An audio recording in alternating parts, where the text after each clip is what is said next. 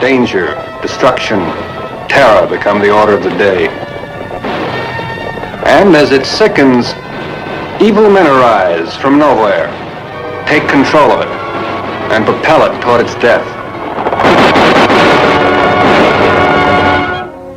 That's what brought me to the dying town of Bluefield. The death of my friend, Billy Humboldt.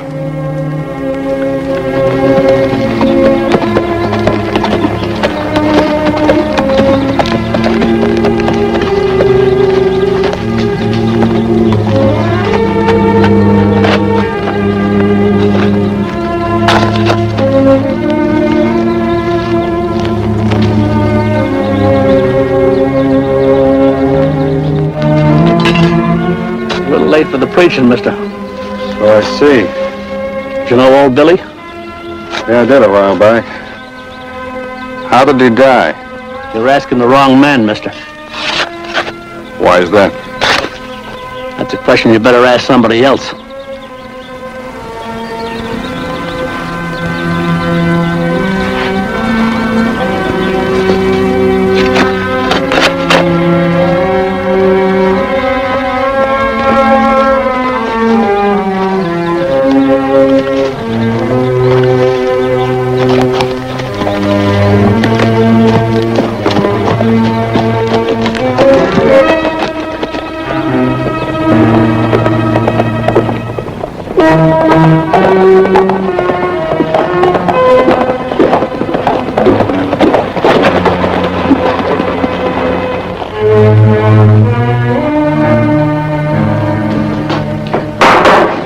Order come to order.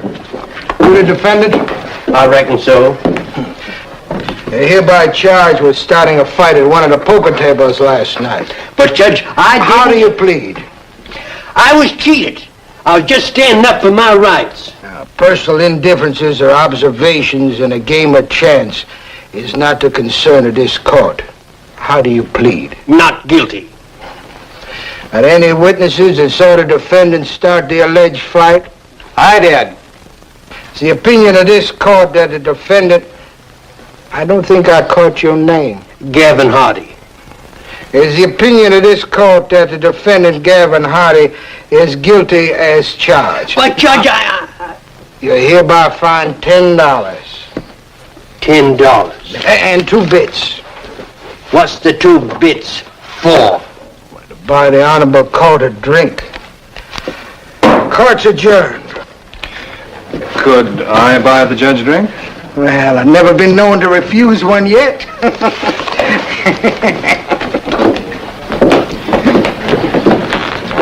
Give the magistrate a shot of your best bourbon. Judge, I see you don't believe in long-winded trials. Well, no, we here in Bluefield feel a man should be given a just and speedy trial. I see. Your health, sir. Well, I guess I better be running along. Judge, before you go, I wonder if I might ask you a question. I'm happy to oblige if I can. Did you know Billy Humboldt? Well, I guess everybody in Bluefield knew Billy. How did he die? Well, as I mentioned before, I gotta be running along. Good day, sir.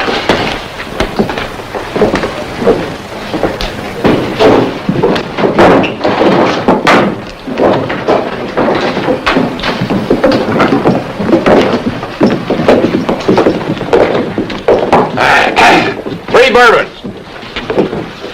Junior here ain't old enough yet. The stranger down there's been asking some questions. Hey, you. I understand you've been asking some questions around here. I suppose I'm curious by nature. A trait like that can sometimes be the death of a man.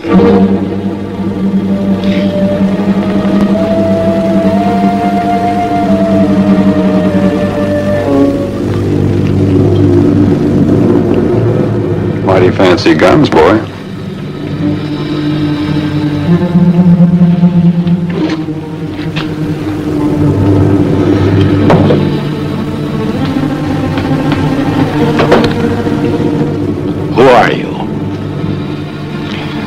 Nobody in particular? Well, listen, Mr. Nobody. You better move on out of Bluefield, and you better take your questions with you. I'd much rather take the answers.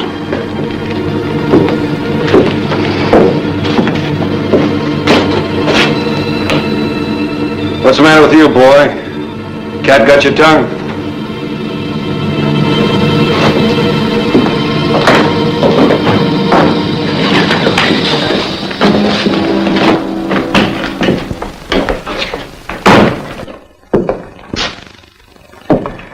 Sheriff Clark? That's right. I don't think I know you. My name's Vint Bonner. Vint Bonner? I was a friend of Billy Humboldt's.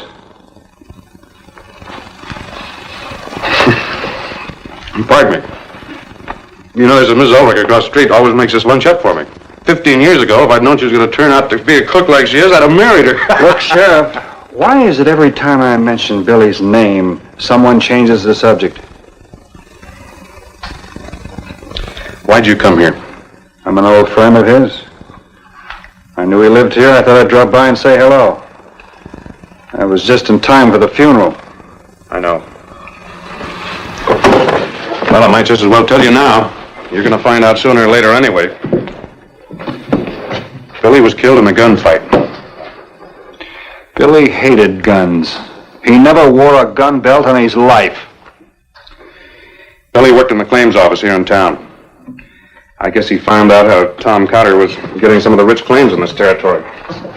Who was Tom Carter? Tom Cotter runs this town along with his son, J.B. J.B. is top gun in this territory. Oh, you'll be running into the Carters. I think I might already have. Over at the saloon. But don't tell me that boy with the fancy Colts. No. That's Junior Carter. He's still practicing, hero-worshipping his brother, J.B. J.B.'s been out of town over a week. Tell me the rest. Well, anytime there was a rich claim filed at the claims office, the old man would ask the man who filed it to cut him in on a partnership. If he refused, he paid the penalty of meeting J.B.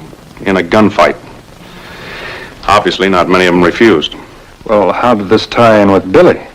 Well, Billy tried to organize the men that were forced into these partnerships. He figured if they could stick together, they could stand up against the Carters. The old man got wise. We found Billy out behind the claims house with 6 bullet holes in him and wearing a gun belt. Didn't anybody hear the gunfire or see the shooting? Oh, there is talk that there was a man there the same day at the claims office. He was seen riding out of town. Who would that be? Old man Blaine, Moss Blaine, is a prospector. I've already talked to him. He says he wasn't there. I can't force the man to say he was. Where would I find this Moss Blaine? He's got some diggings up on a little creek off Blue River Canyon. Now, I can tell you how to get there, but it's not going to do you any good to talk to him either. Look, Sheriff, if I brought you the evidence, would you bring Tom Carter to trial? I would do anything I could to rid this town of the Carters. Bringing the old man to trial is one thing, and convicting him is another. Why is that? Judge Fresno. He's on Tom Carter's payroll. Trying to convict the old man in his court is a joke. I know, I tried once. Let me try. I'll work with you. It might be a good idea if no one knew who I was. All right. Seems these things always have to be settled by a gunfight. I'll do it the best way I can, but one way or another, I'd like to see the man that killed Billy Humboldt brought to justice.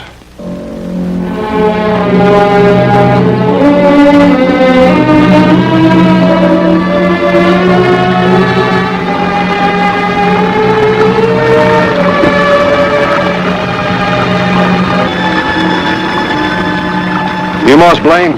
That's me. I was a friend of Billy Humboldt's. Billy, huh? That's right. I hear you were around the claims office the day he got shot. Who told you that? You were seen. Well, maybe I was and maybe I wasn't. What do you want from me? I need your help.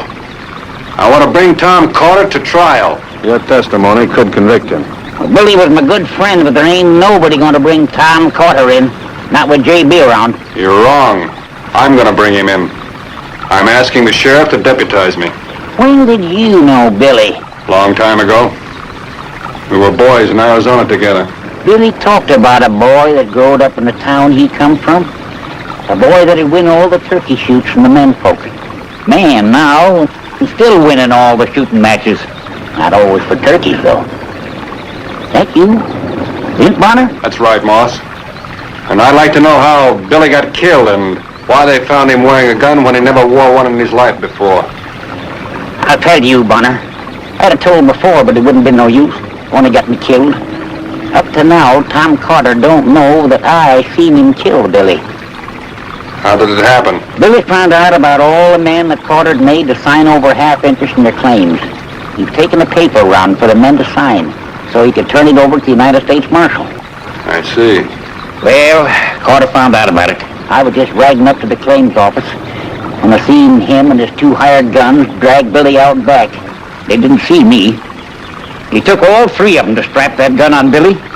Carter said he wanted it to be a fair fight. Billy didn't even draw.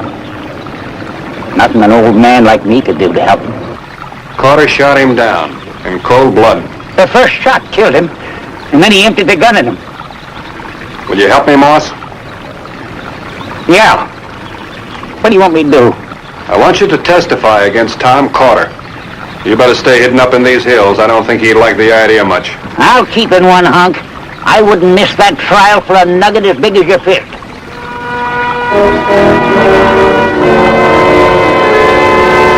So long, Moss.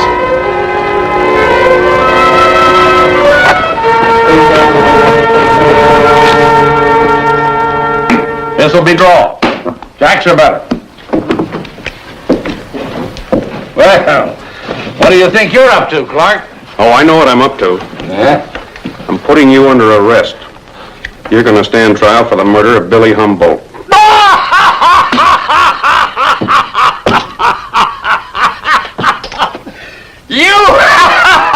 You're gonna lock me up? That's right, Carter.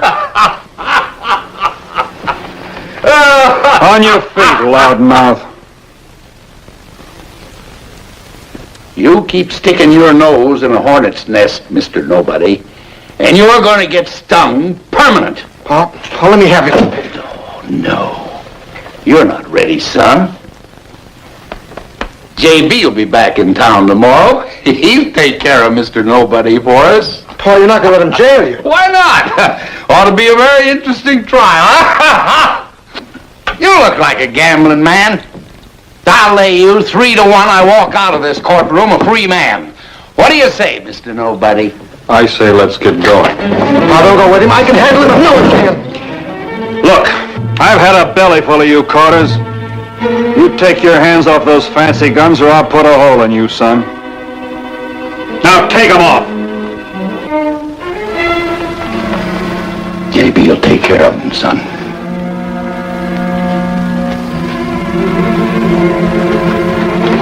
And I'm here.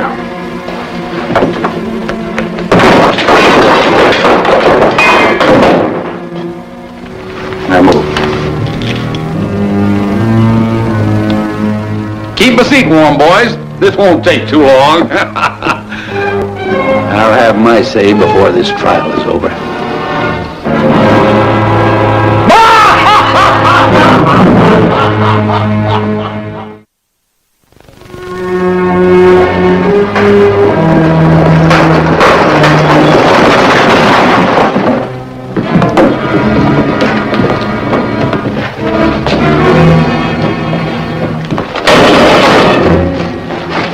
Wake up. Oh, no, JB. I was just... Never mind what you was having. Where's Paul? Haven't you heard Heard what? What are you talking about? about your father? What are you trying to say, you drunken slop? Well, your father's in jail. In jail for what? The charge is for the murder of Billy Humboldt. But don't worry none, JB. I wouldn't let your father down. He's got nothing to fear. As long as I'm on the bench, You mean to sit there and tell me that my pa was arrested by Sheriff Clark? Well, there was another man with him, a stranger here in Bluefield. Clark deputized him.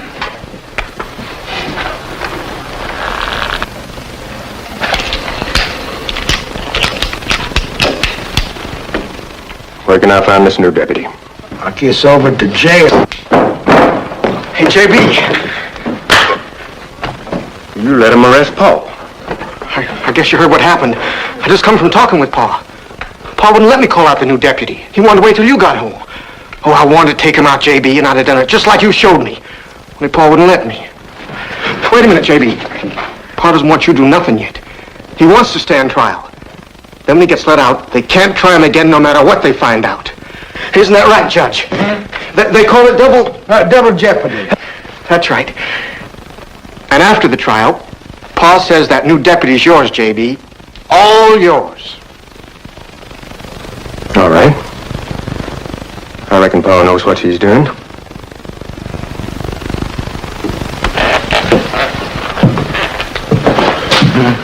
I don't want nothing to go wrong at that trial, Judge. Nothing, you understand? Oh, nothing's gonna go wrong, JB. I swear. Oh, I believe you. I believe you, Judge.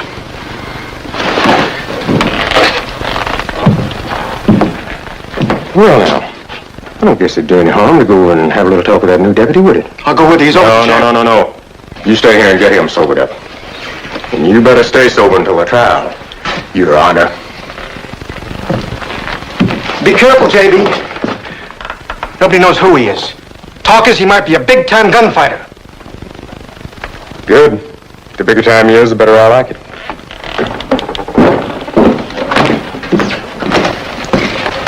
Hey, Judge. Judge, put in the cart here. Oh, come on.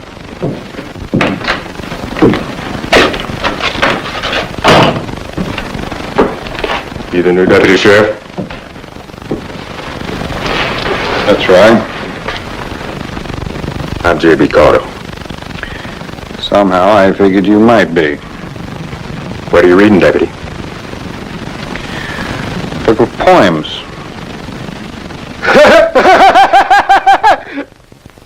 So you're the new big-time gunfighter, reading poems. Who said I was a gunfighter?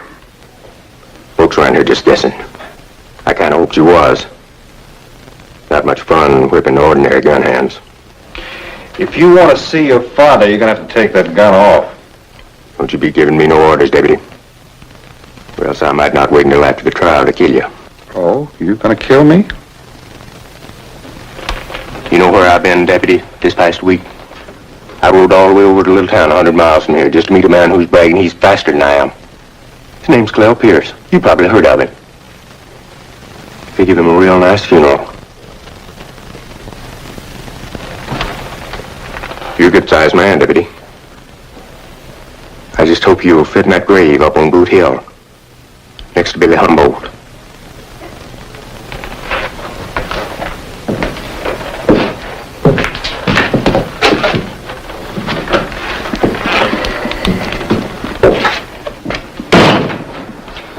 So you had company? Yep. I don't see how you can take the likes of J.B. Carter so lightly. He's a killer, and a good one, too. So he informed me. Selected poetry? I read it once in a while. It, Relaxes me. I gave Moss Blaine your message. He said he'd be here Thursday noon in time for the trial. Thanks. I'm going to be leaving town for a few days. Leaving? Yeah, I've got this idea I want to work out. I'll be back in time for the trial. I guess you know you're going to have to fight J.B. I know. I'll wager he'll look you up as soon as the trial is over. I'll be here. Oh, Vint, one thing about J.B. He always rubs his trigger finger against his thumb. When he stops rubbing, he draws. Thanks, I remember.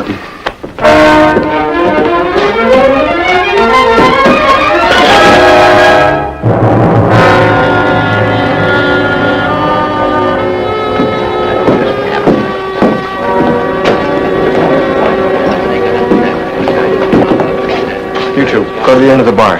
Keep your eyes open. Pa didn't want JB here, afraid of a ruckus.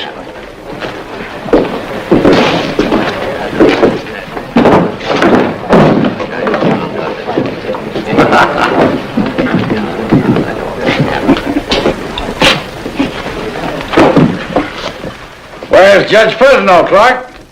12 o'clock, I want to be out of here, 12:30. I hear tell as how there's going to be a pretty good gunfight after the trial. He's been sent for, Carter. He'll be along directly. You better be. Now, boys, I want you all to know after the trial the drinks are on me. Get that? There's the judge, Sheriff. What are you trying to pull, Clark? Where's Judge Fresno? Judge Fresno isn't going to try your case, Carter. What do you mean he won't be trying my case? Billy Humboldt worked for the United States Claims Office. Killing him was a federal offense. I want you to meet Federal Judge John Clement. Federal Judge? All right. Now you got yourself a federal judge. You still can't prove that I killed Billy Humboldt. We might. We've got a witness that saw you put 6 slugs into him. Sheriff, bring in Moss Blaine.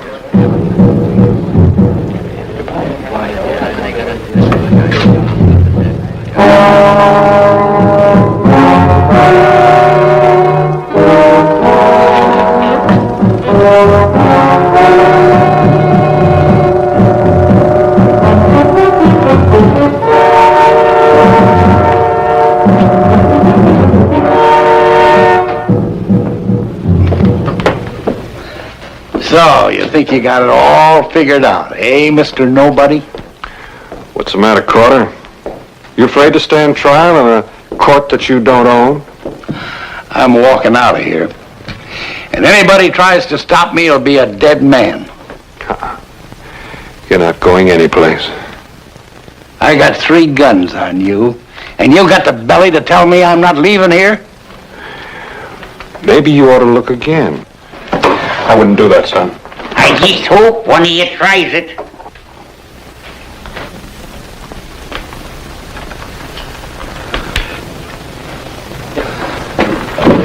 I think we can start the trial now, Judge. There ain't gonna be no trial today. Take him, JB! Kill him, son! Take a good look at your brother, Junior. This man you admire, this gunfighter. You might learn something. It's just possible he'll end up on Boot Hill with the rest of the gunfighters. What makes you think you know so much about gunfighters, Deputy? Read about them in that book of poems? Or maybe you're a gunfighter, ashamed of your own name. I'm not ashamed. My name's Bonner. Vint Bonner.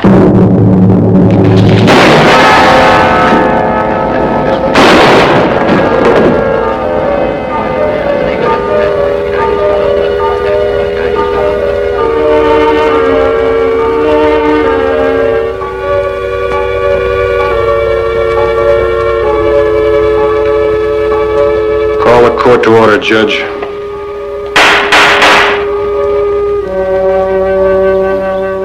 Billy was dead. Nothing could change that. But maybe not in vain. Maybe his town might live.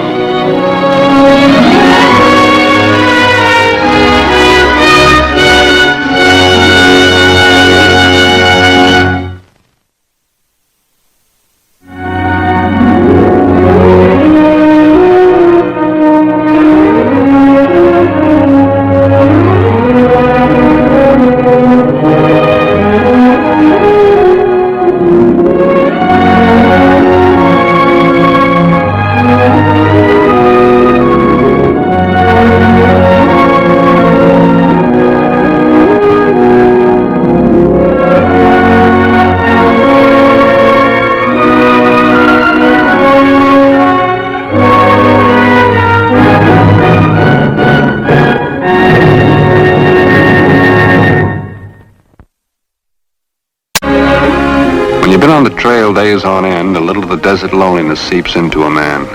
Like the dust itself, hot, cutting. That's when you remember there's a town somewhere up ahead. And suddenly, you want to go there. You even begin thinking of a town like Sunset.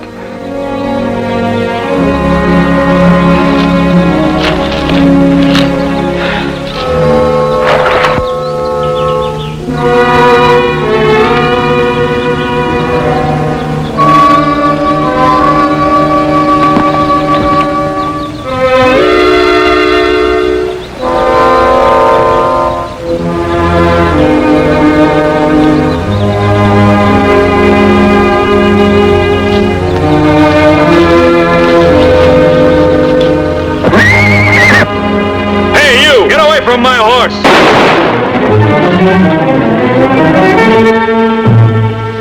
The man didn't matter. Scar did.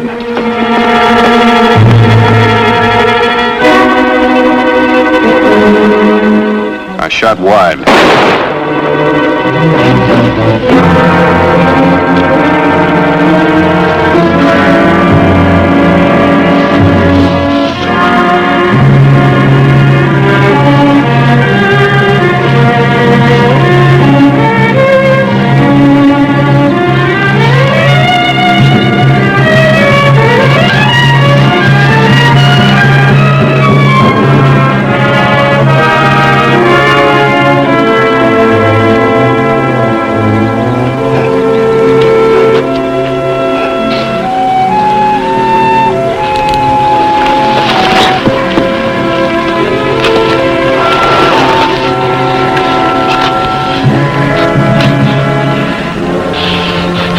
I ain't no horse thief, mister.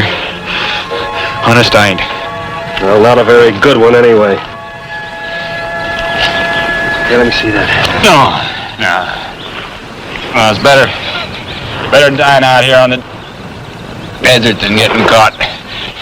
All them rewards and them posters, but they ain't hanging Link Jared. You heard of me, ain't you? Everybody's heard of Link Jared? Yeah, I heard of you. You're liable to make a very famous corpse. Now, let me look at that. No. Too bad your shot didn't do it, mister. Must be, 3,000 on my head by now. Not counting yesterday. It's your time you're wasting. That stage depot over to Sunset. That man in charge, a real duty stickler. Acted like the company money was his own. He's the one who shot me in the back.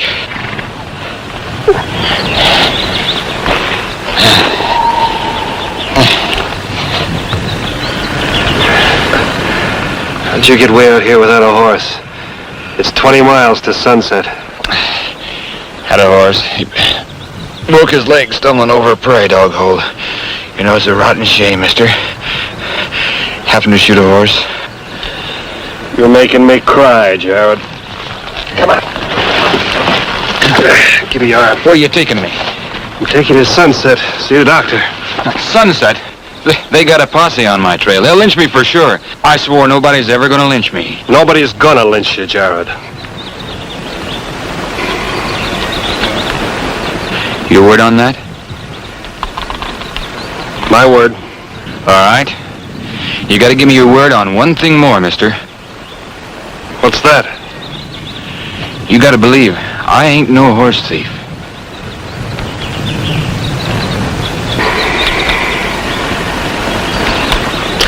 Come on.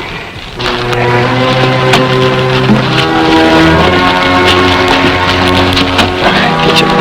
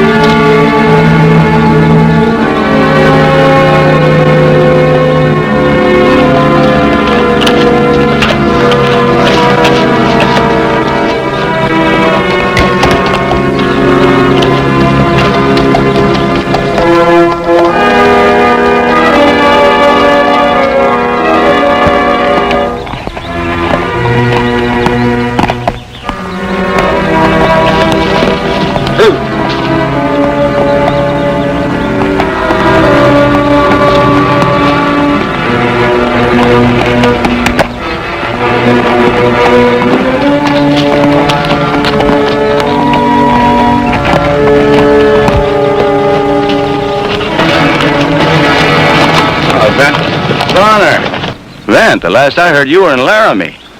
Good to see you, Doc. Give me a hand, will you? What have you got there? A patient. A patient?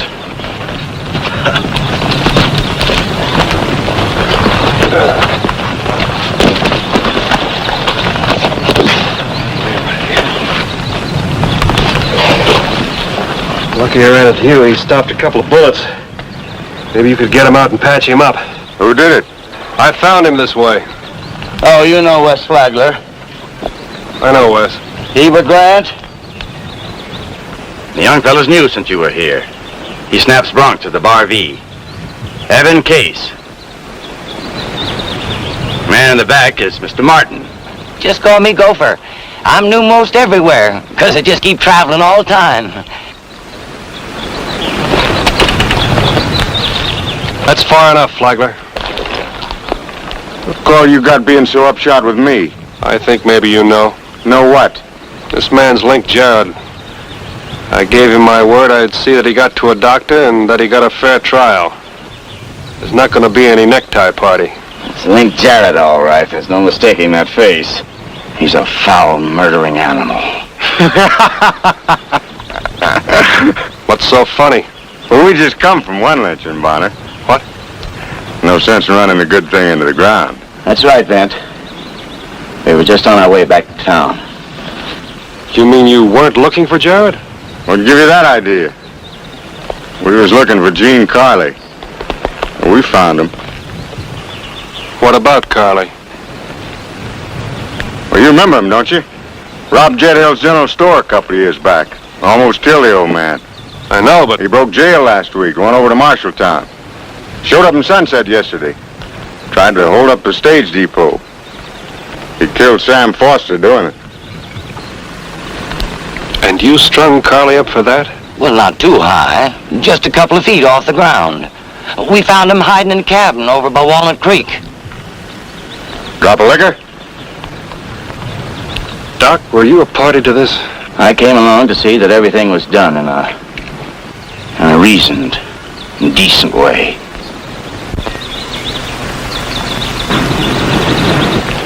A reasoned and decent way to lynch a man.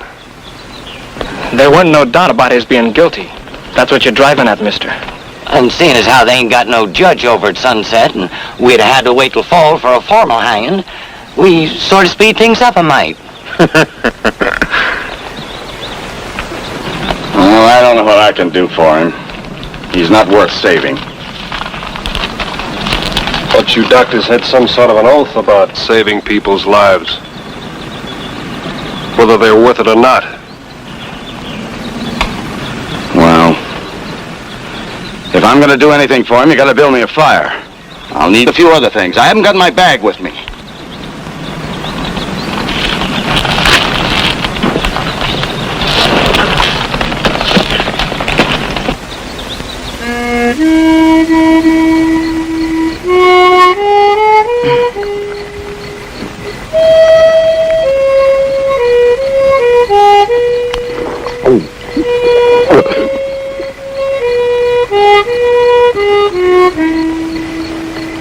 No substitute for chloroform, but it'll help some.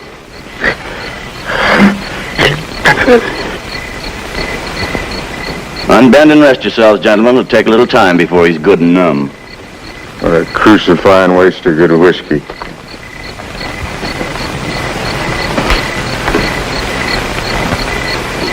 You standing guard, Vint? I'm not playing judge and jury, Doc. You mean about Carley? Yeah, about Carley. I saved his life once, a long time ago. Because I remembered my doctor's oath. He went on robbing and killing. That how you excuse yourself? I studied hard so I could use these hands of mine to help people in need. Good people. Not anything like this, or Carley. When I heard about Foster, suddenly it all festered up inside of me. And I wanted to see Carley dead, hanging and kicking. You're on your own, Doc.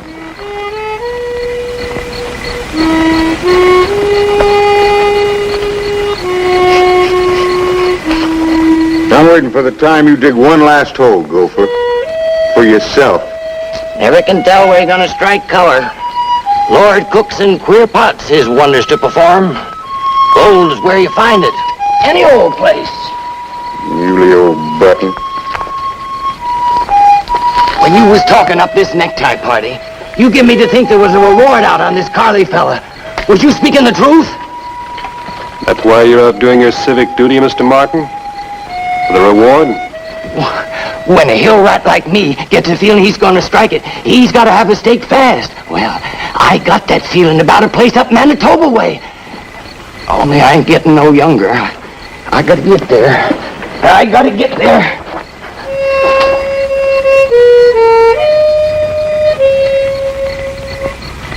Did you play something else? Something don't sound like we was at a funeral. I happen to like what I'm playing.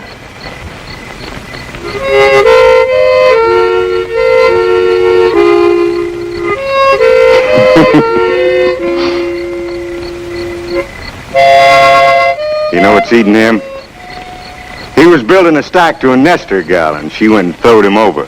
Shut up, you hear? Throwed him over for a sheep herder. A smelly mutton puncher. Bah! I told you this. You wanted to show her what a big man she passed up, going on a lynching. But you couldn't even watch it, could you? Made you sick to your stomach. You enjoyed it, though, didn't you, Flagler? Huh?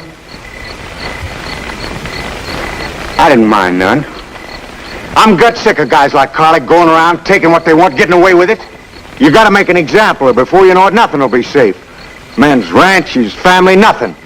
You must have bought a spread, found a wife, and raised a family real recent. What's that? I was just remarking. Well, I don't like your remarks. I wasn't talking about me in particular. I see.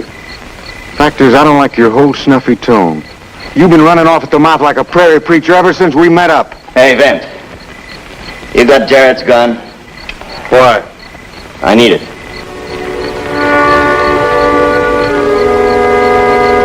Move it.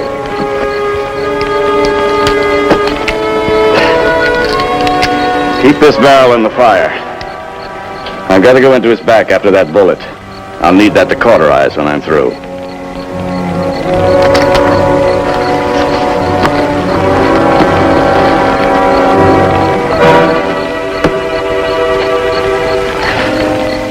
Who will I send the bill to, Vent?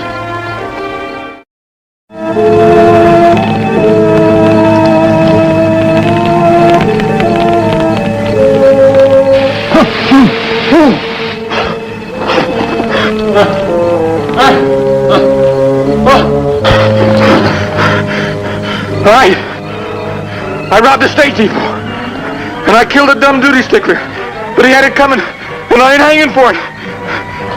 Nobody hangs like Jared. Nobody hangs like...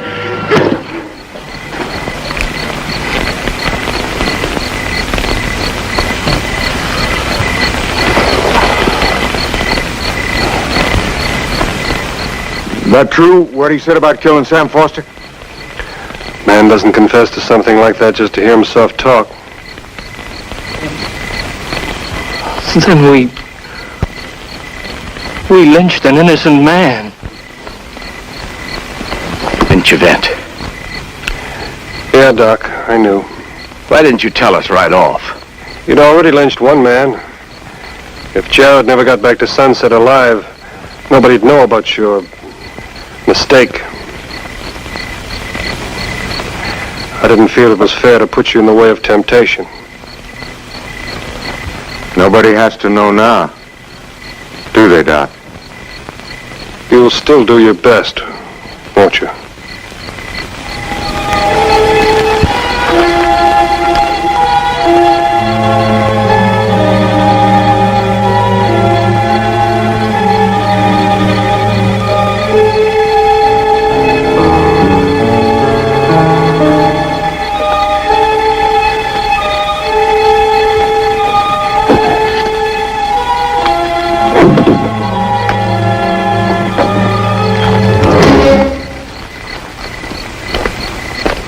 Couldn't have happened that way.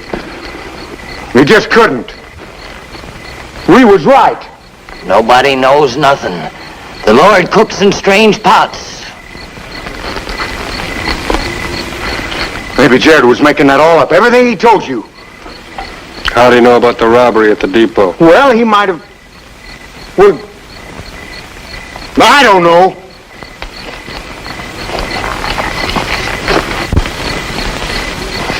You see what I'm driving at, kid. We can't be wrong.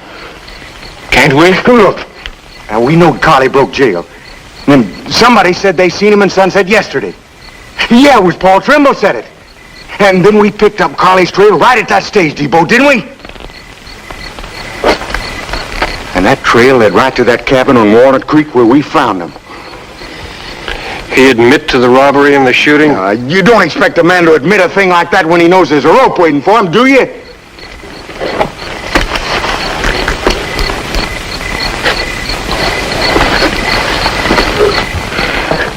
Look, Doc, what... Vent, you've got to believe I did my best. Only my best wasn't good enough.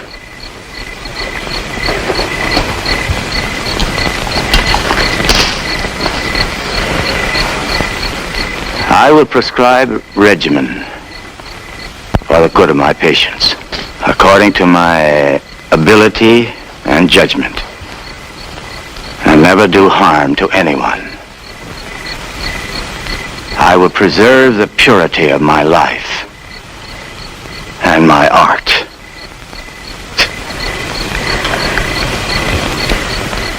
I haven't thought of that oath for years. I appreciate your bringing it back to my mind. You must believe me. I tried, Vint. I believe you, Doc. Hey, what are we all standing here so long-faced for? Jared's dead. There ain't nobody to say if he killed Sam Foster or not.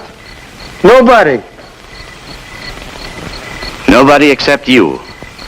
Hey, Vint? That's right. Nobody but me.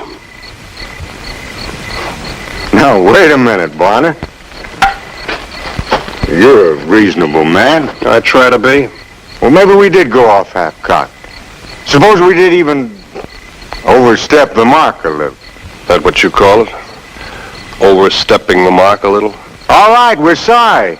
But there's nothing we can do about Carly now. No, not a thing. Well, we thought we was right. Maybe Carly wasn't guilty, but he was a killer. He deserved what he got. He wasn't guilty of the murder of Sam Foster. What difference does that make? The law should have its say. The law's what keeps us all from turning into animals. You hang one man outside the law, and all the rest of our lives are a little bit cheaper. I can see you're set on stirring up a hornet's nest, ain't you? Well, you go ahead. You got no proof. It'll be his word against ours. We'll say Carly confessed. Everybody in Sunset will believe us. But I wouldn't dare bet on that. Vint Bonner's word carries a lot of weight, gentlemen. Well, you sound like you was turning against us, Doc. Well, I ain't taking no chances of people saying we murdered Carly. You put that gun away. Look, I know they don't call you the six-shooter for nothing, Bonner. But there's 5 of us.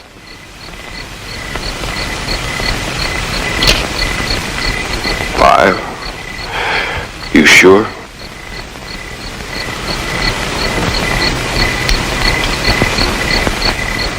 Yeah, and they're all in the same boat with me. Now, you going east and you ain't showing your face in Sunset again. I'm taking Jared to Sunset, and I'm going to say what happened. Well, you heard him, boys. We ain't just going to stand there like he's being milked. Oh, Flagler, let's handle this thing clean. What do you mean? Holding that gun proves how wrong we've been. If we were right, you wouldn't feel the need to use it. You're turning yellow, Doc. That's what's wrong with you. We're all yellow. Like Doc says, if they doing up clean, then we're no better than killers ourselves. Shut your face, kid. Only I ain't afraid anymore, neither.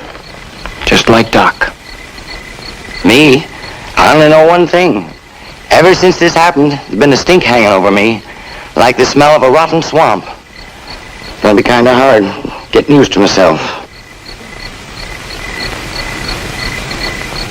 What's the matter with you guys anyway? You letting Bonner stare you down? Now, you're forgetting something.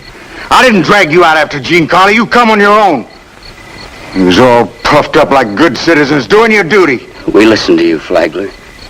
Because all of us had some deep down reason for doing what we did. I know what mine was. Something I've been toting since I was born. I had to strike back some way.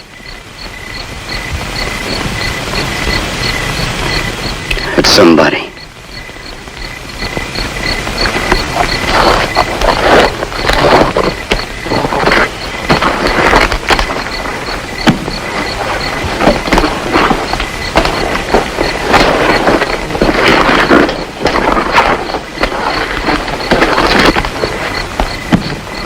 You better throw your hand in, Flagler.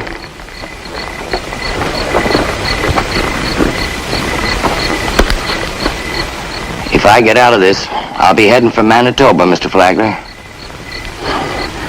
Wouldn't be surprised if that's where I'll be digging my last hole.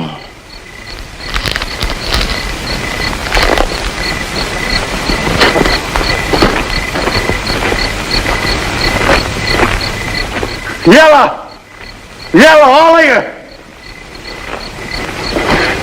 I guess you think I'm turning rabbity too, don't you, Doc? You think I'm afraid to use this?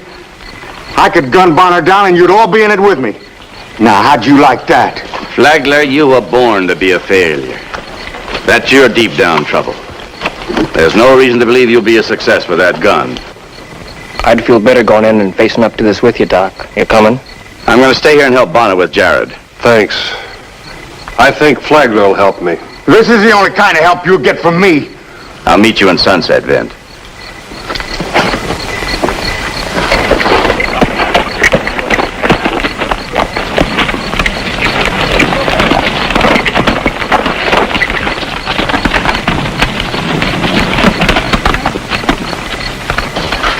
If it hadn't have been for you, folks would have said we done fine. They'd have looked up to me for once. That might be true. They'd have been glad to get rid of Carly. Nobody would have known about Jared. Why'd you have to meet up with him anyway? Why? Because his pony tangled with a prairie dog hole. He needed another horse. Well, that ain't no reason. No, I guess it isn't. Maybe like Gopher said, the Lord cooks in strange pots.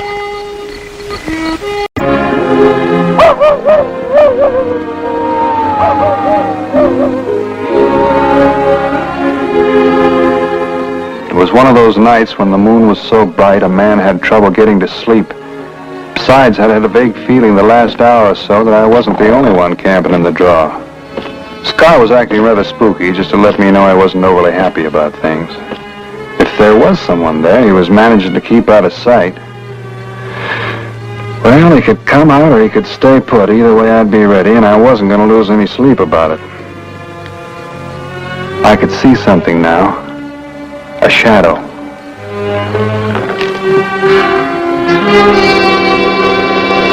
Looking for something, mister? All right, hold it. I'll put a hole in your leg. Get over here by the fire so I can take a look at you.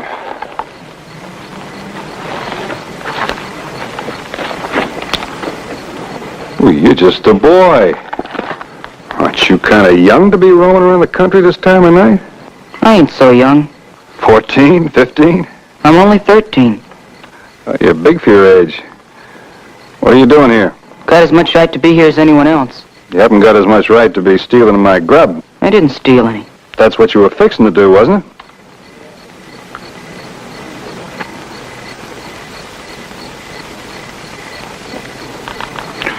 Of course, if you're hungry, you'd be welcome to some of these beans. That is, if you like beans. Yes, sir. I sure like beans.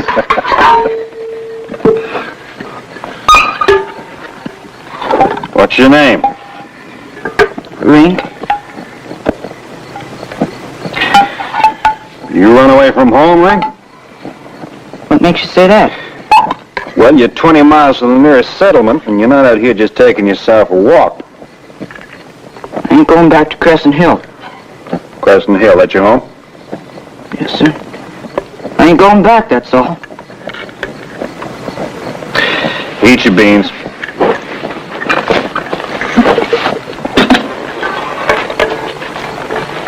Your Pa give you a whipping? Pa wouldn't hurt me. He's the finest man I ever lived. Sure, all paws are. Just because you gave me some old beans don't mean you can talk about All right, calm down, calm down. Old enough to drink coffee? Told you I was 13, didn't I? Well, that's right, you did. Funny the way I keep forgetting it.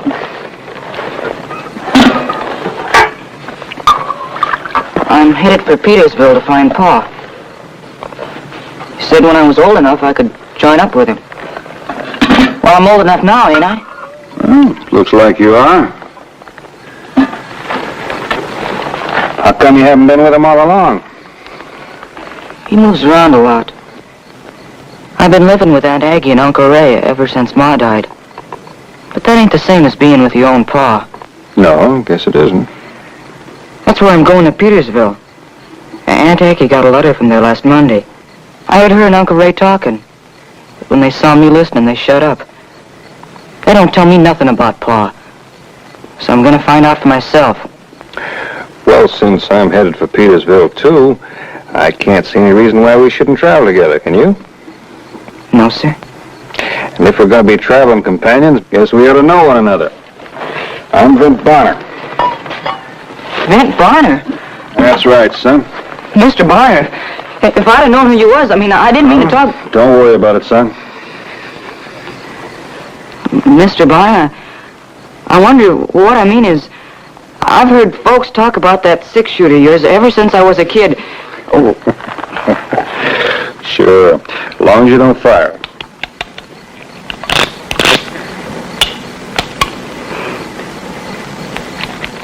Ain't near as heavy as it looks. You can handle a gun real well. My pa taught me. Well, we got a long ride ahead of us. If we're going to get any sleep, we better get to bed. You kicking your sleep, boy? No, sir. Good.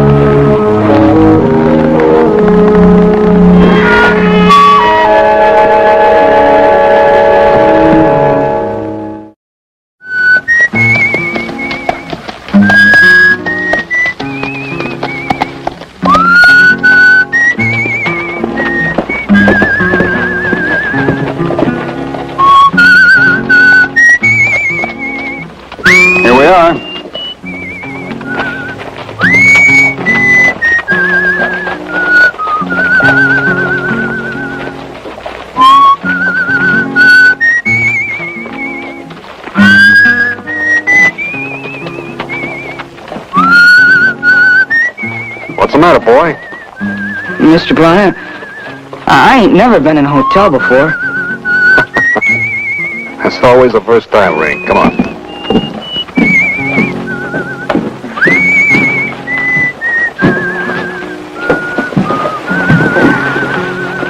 Morning. Morning.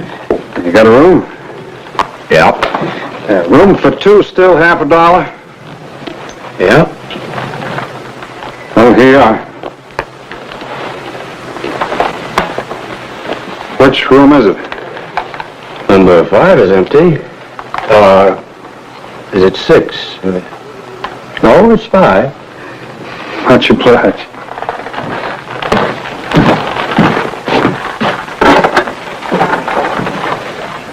Is this a tree or a weed, Mr. Bonner? Oh, that's a tree, a genuine palm tree, clear from California. California? I ain't never seen nothing like that before. Let's go see our room.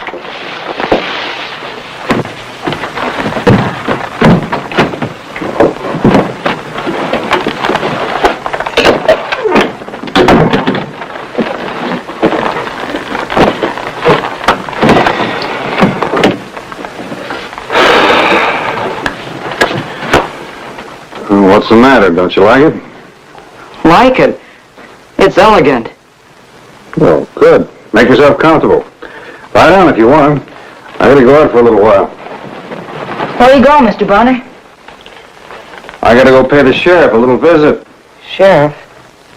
What's the matter? Nothing. Just don't like sheriffs, that's all.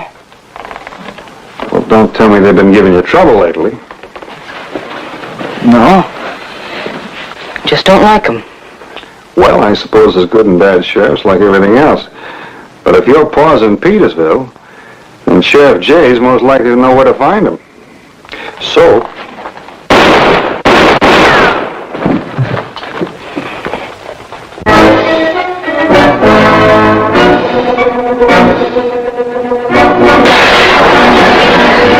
Help! They shot Mr. Stanton! Come on, Jeff, we got everything we want. Let's get out of here. Help!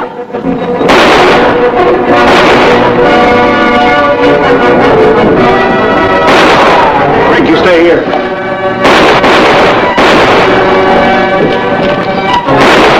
Get back here!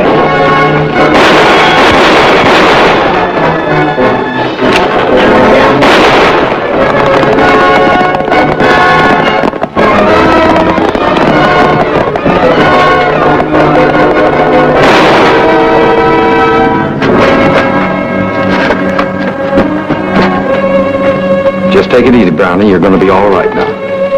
Let's get him inside. Reeves, put him in my office. Now, real easy now, because he's hurt. Charlie, run up and get Doc Perkins down here right away. Tom, get my horse and bring it back over here. I'm going to need 6 of you men for a posse. Get your horses and get back here right away. The rest of you, get off the street. Joe, get over to the bank and see what you can do and stand guard there. Howdy, Sheriff. Hello, Vint. Good to see you, as usual. How's Brownie? Oh, he's just winged. He'll be all right. We'll talk later. All right.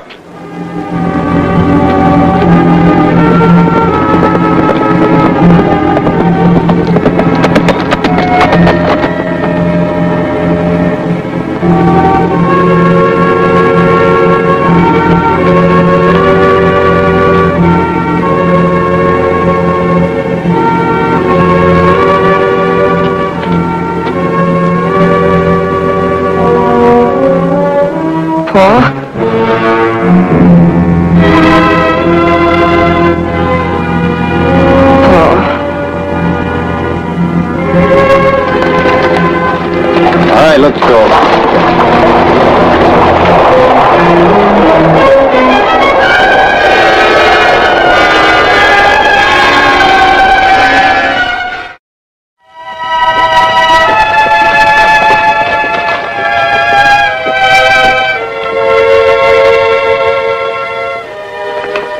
Sheriff couldn't help it, boy. He had a job to do. Killing my pa. You call that doing a job? Rink, you're gonna have to try to understand. Your pa and those men, they were breaking the law. They were robbing a bank. Nobody would ever let me see him. Why wouldn't they let me see him, Mr. Bonner? He was my father. Why couldn't I ever see him?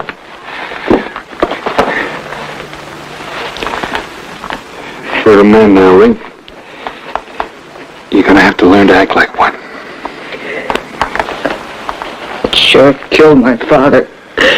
He shot him out in the street, and that makes him a murderer. Now, Rink. A dirty, rotten murderer! It makes him a murderer! A murderer! Rink, stop it!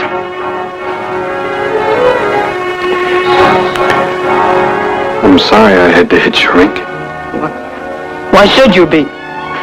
You're his friend, ain't you? He killed my father, and you're his friend. Rink.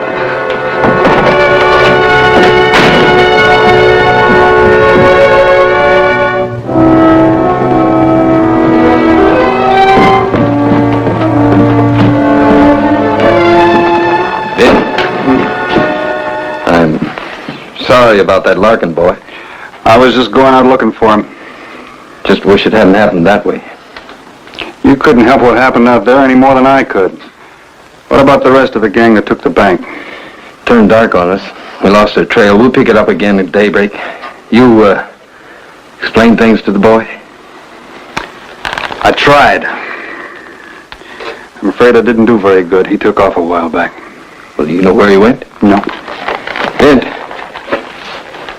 that Larkin is a confirmed outlaw. Price on his head, notches in his gun. I couldn't help what happened out there.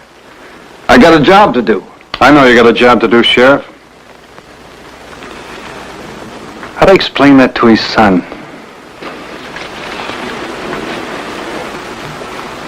I don't know. Maybe when he gets a little older, he'll understand. Well, as things don't wait for a person to reach the understanding age, they happen.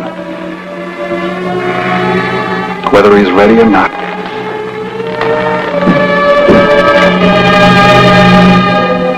I had a hunch where I'd find him.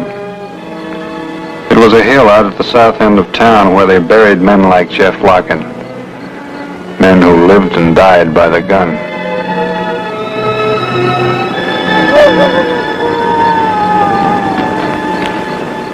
You want some supper, Rink? I'm not hungry. How about coming back to town with me? I'm staying here. You can't stay here all night. I'll stay here as long as I want. You're on that sheriff's side. You believe he was right to kill my pa. People don't have sides, Rink. Not in a thing like this. I do. I'm on my pa's side. I don't care what they say. He was a good man.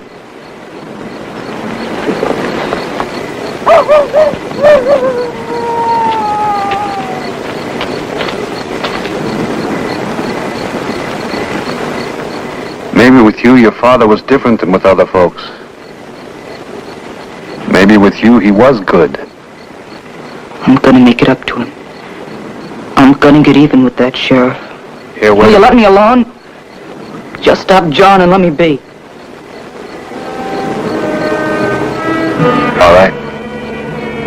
If you change your mind, I'll be at the hotel.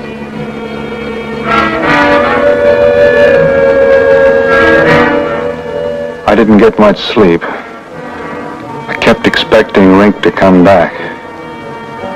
Thought he'd change his mind after a couple of hours. But here it was daylight, and there hadn't been a sign of him. Rink! Hey, Ben. Sheriff Jay. Oh, come on in, Sheriff.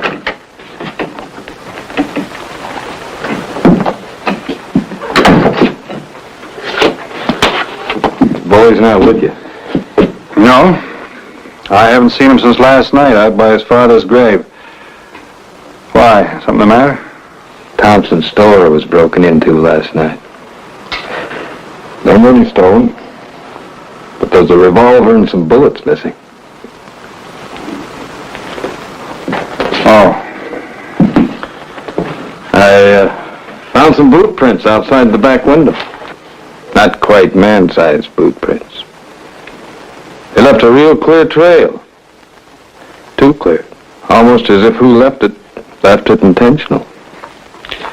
You think it was a Larkin kid, huh? Yep. Could be. Tell me something. What's he doing stealing a gun and leaving the trail like that? Maybe like you said, Sheriff. Maybe it was intentional. That'd be foolish. Unless... Don't tell me he's got some fool notion about revenging his father. You did say something about getting even. Then he wants me to follow it. That way you'll get a chance to kill me, is that it? That could be about it.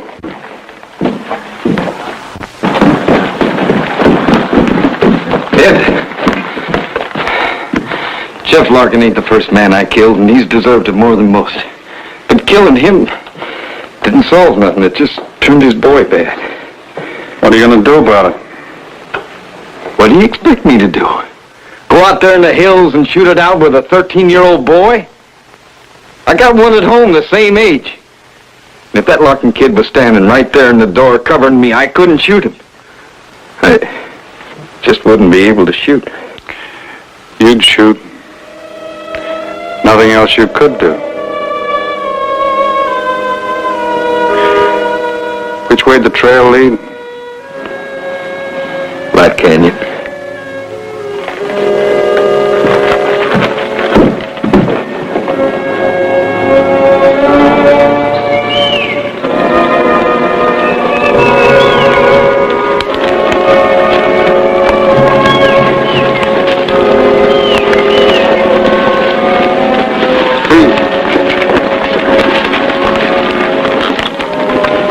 This the place they call Black Canyon? Yeah. Don't know why either. The rocks here are the same color as anywhere else. Names are funny things. I came through a town in Arizona once called Big Lake. Wasn't any water for miles around, not even a creek. It seems like the first settler came through there said what they needed was a big lake. So wouldn't you know, that's what they named it? Let's move on a little further.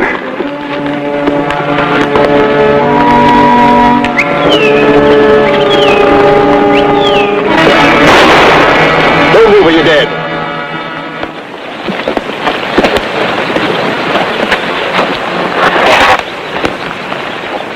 All right, now reach slowly for your guns and throw them on the ground. You first.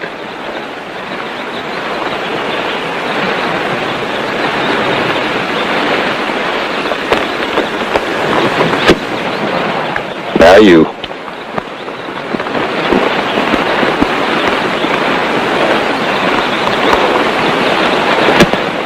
That's right. Now take it real easy, Sheriff, and climb out of your saddle. Real easy, Sheriff, so I don't have to use this thing.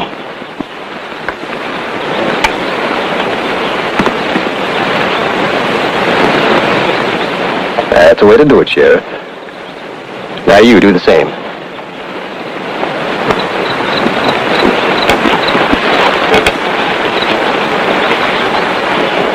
That's good. Now both of you take a couple of steps away from your horses.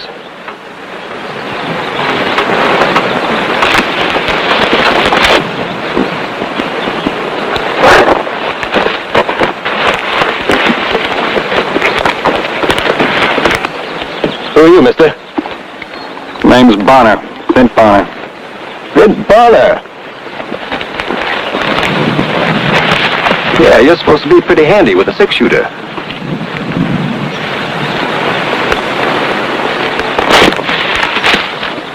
Too bad you won't get a chance to prove it. What do you mean, one of you back at the bank? That's right, you did. What happened to him? He's dead, just like Larkin. How did you know Larkin was dead? I don't know, I shot him. You shot him? Have you seen anything of his kid? Whose kid? Larkin's kid, boy about 13. I didn't know he had a kid. We think he's out gunning for the sheriff here. Sure takes after his old man, don't he? How do you mean? That was Larkin's trouble, that's why I got rid of him. He liked the gun too much. I know what you mean. Not much you can do with them after they get that way, is there? Ah, what's the difference? He'd have been killed sooner or later anyway. All I did was help it along. You did that all right. Me, I'm different. I don't enjoy killing the way Larkin did. We sure are glad to hear that. Of course, there are times when a man don't have much choice. Like now, maybe. My friend and I need fresh horses to break out of these hills. Traeger, I got a posse out scouring these hills. Only one way I know of getting horses and making sure you boys stay put. So, I guess I don't have much choice. No more than I had with Larkin.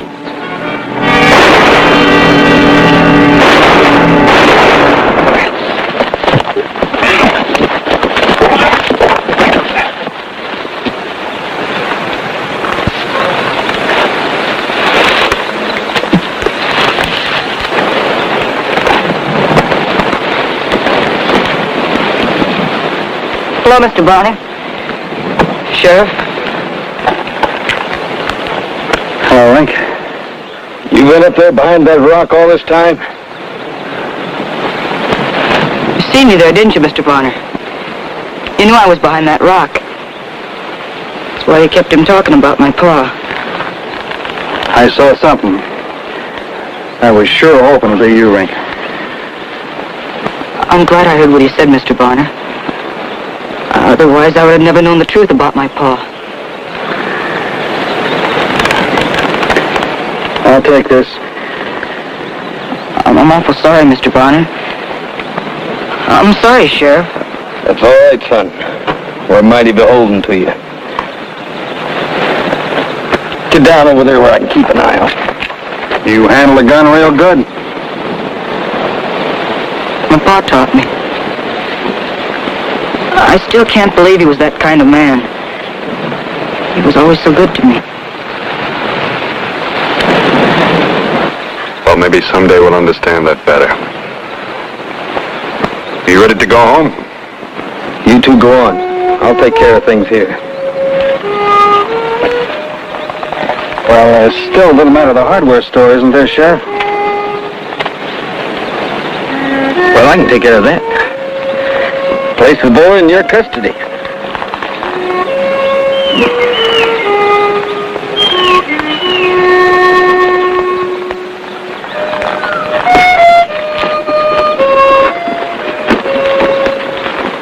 Rink, about this custody business, it's not permanent, you know.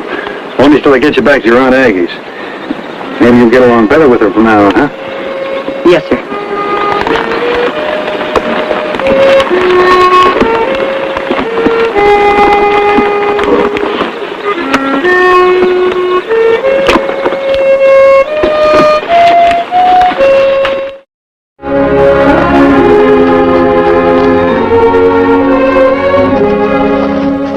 Come April, there's one trip I make just about as regular as the spring thaw. That's a trip down to Lonesome Valley. That's where Millie Gilman and her boy Jody run the Crossroads store. Tom Gilman's wife and son. Tom and I grew up together. We came west together, too. Tom was doing well until he caught the Baker brothers cutting out some of his cattle and stopped them with a shotgun. They stopped him with a .44. So now it was time to drop by Millie's place again just to see that she and Jody were all right. Maybe lend them a hand. Hello there, Millie. Good to see you. Same to you, Vince. I was afraid we weren't going to see you this year. Well, I'm a little late, but I made it. Where's Jody? Well, he's in town. He should be back shortly.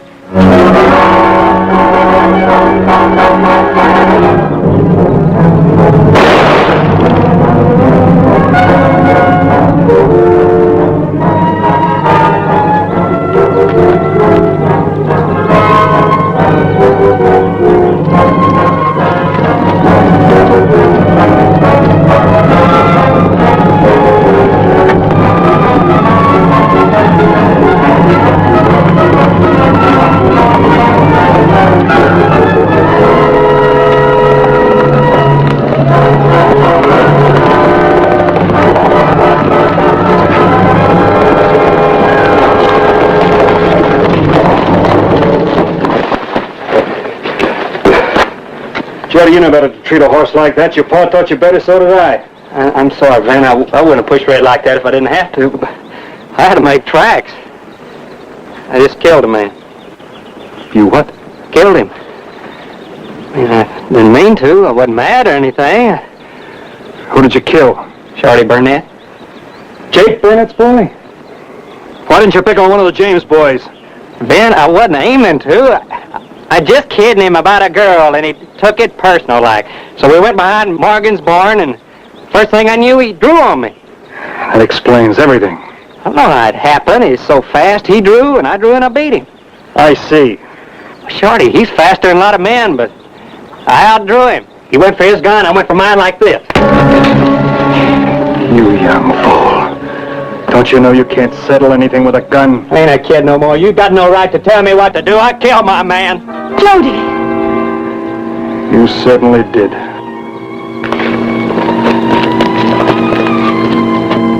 Jody, what did you do?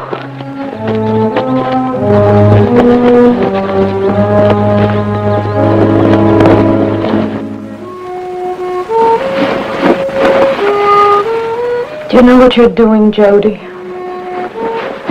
I just know I've got to get old man Burnett and his Ike will be after me. Fighting won't do any good. They'll keep after you till they run you down. Yeah, well, not if I run fast enough. Not if I cover my trail. Jody. Jody, baby. Mama, will you stop babying me? I'm grown up. I'm fast with a gun. I can hold my own with anybody. What went wrong, Jody? How could you do it? What do you want me to do? For Pete's sake, you want me to just stand there and let him kill me?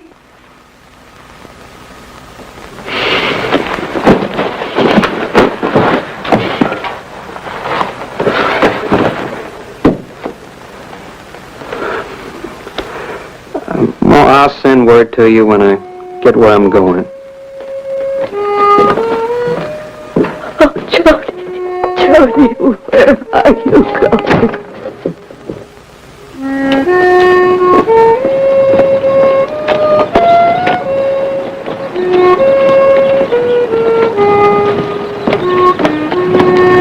Better take Jupe here. You both push Red to death.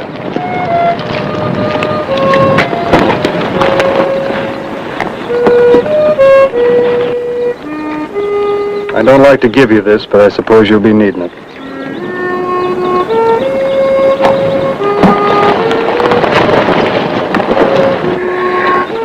I hope you know what you're doing to your mother every moment you're out there. I don't need no preaching. I can take care of myself. Listen, boy, I've been there. You'll never ride anywhere without looking over your shoulder. You won't walk into a saloon, a store, even a church without wondering if they're waiting for you. In the daytime, there's no place to hide, and at night you'll be afraid. Once you start running, Jody, you're one of the damned. I told you I don't need no preaching.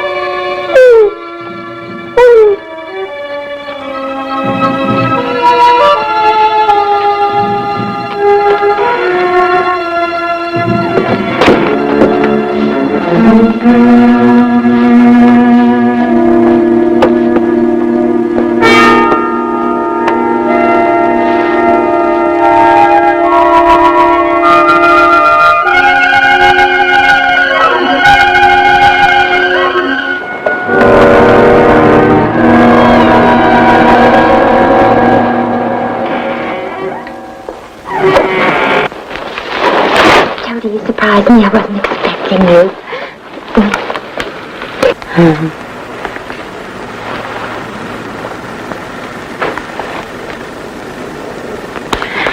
Sam? Will you come away with me? Will you? Oh, why, certainly, right this minute. Where do you want to go? I mean it. Judy, you're serious. I've never been more serious. I can't just run off like that. If my pa even caught me out here with you, he'd whip me for sure. You don't know what you're asking, Jody. Maybe I can make you want to go with me. No! Well, go on to your pa. I don't need nobody.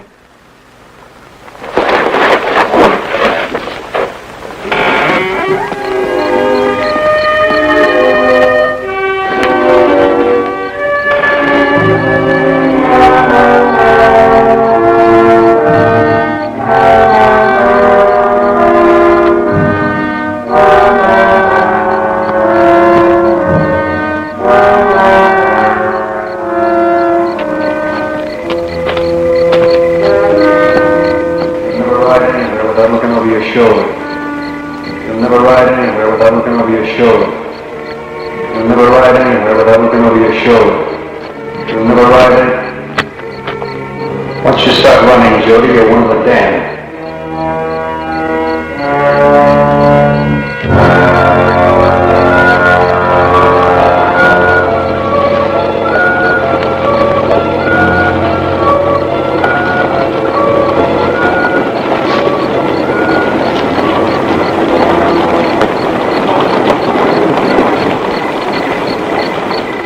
Porfirio! Migo! Me, Jody Gilman! ¿Está en casa, Porfirio?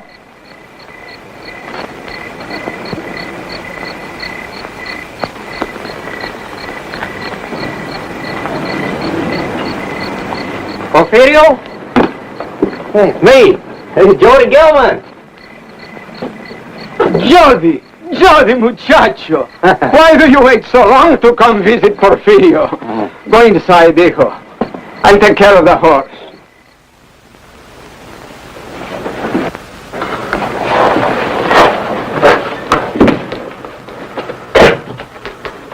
Some more mezcal, Jody.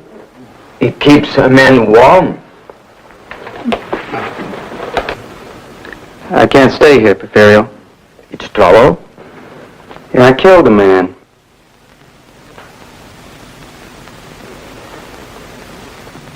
You kill him in hatred? No. Then you have nothing to be afraid of. Nothing except his old man, his brother, will be after me. I don't want you to have any trouble because of me. Jodito, you came to me when you were no taller than that. When the bees found you, when you found their honey. You remember? I remember the bees, but I forgot the honey. If Porfirio could help you then, he can help you now. You stay here tonight. And tomorrow, we will see.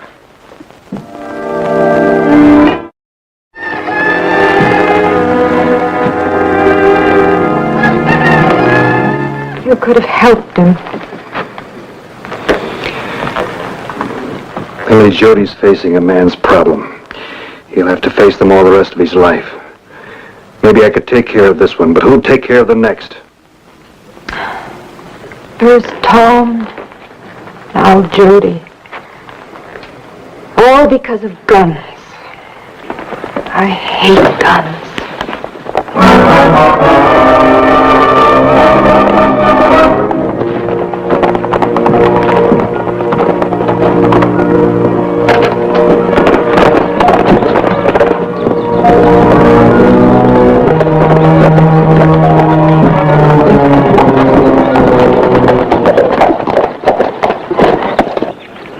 Where is he?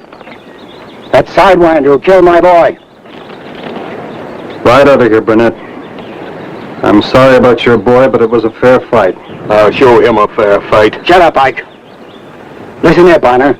That boy of mine was faster than most men in the territory. If Jody killed him, he backshot him. If you believe that, go see the marshal. Let him settle it.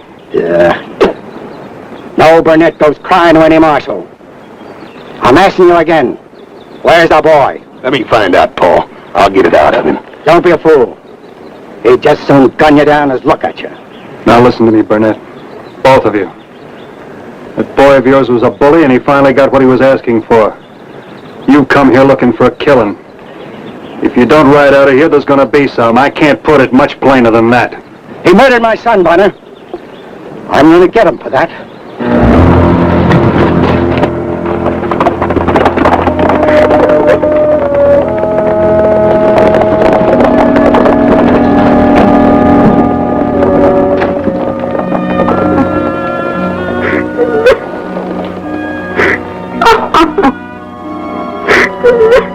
Go on home, Lucianne. If they find him, they're gonna kill him. They're gonna kill him, Mr. Bonner. And I love him.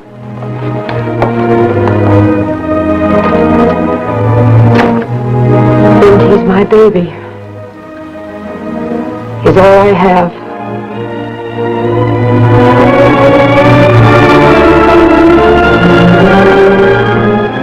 Well, I better be going. I've stayed too long already. Jody, do not forget. See my brother Benito in Hermosillo. You promise this? I'll see him, Porfirio. Tell him what I told you. He will help. Thanks again. Vaya con Dios, amigo.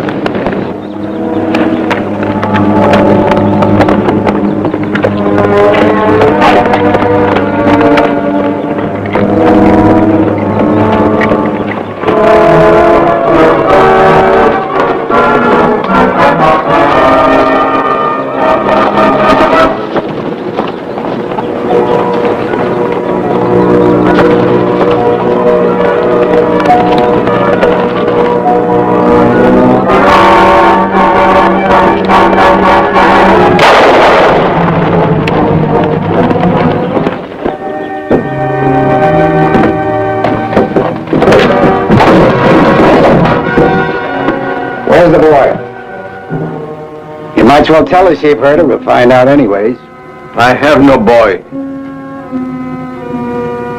Ike, build a fire outside. You won't only talk, old man. You'll yell. Get up.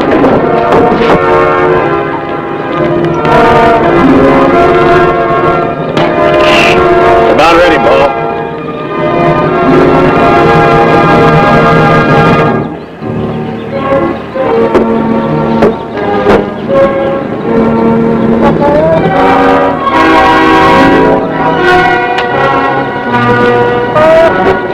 I'm going to ask you once again. Where'd the boy go? Run, Johnny!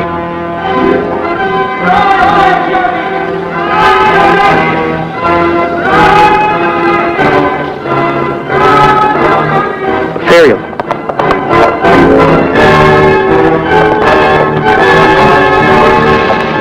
There.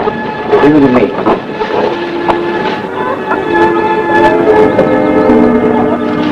Run, Johnny! Run, Johnny! Run, Johnny! Run, Johnny! Run, Johnny! Run!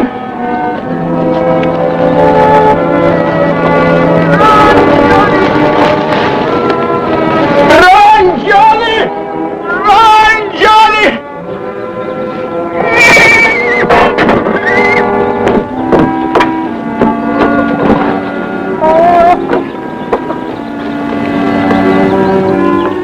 Come on out of the old man is dead.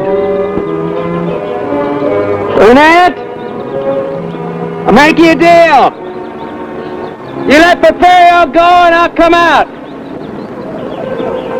No, Johnny. Do not do it. Run. Run. Throw that gun out where we can see it, boy. You let Porfirio go first. Throw that gun out first.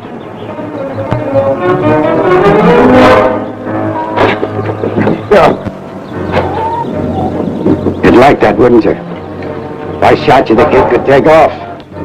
Hey, Barnett, you let him go! I'm coming down. Good. Throw your gun out first. I don't know you let him go if I do. That's the chance you have to take, boy. And you better hurry.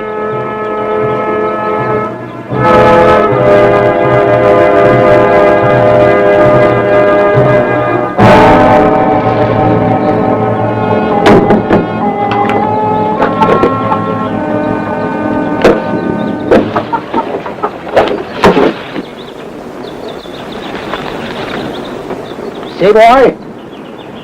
You can trust me. I'm a man of word. Come on over here, Jody. Don't be so bashful. Want me to tie him up, Paul? No need to. Can you outrun a bullet, son? You try to run, I'll bust a leg for you. Jody.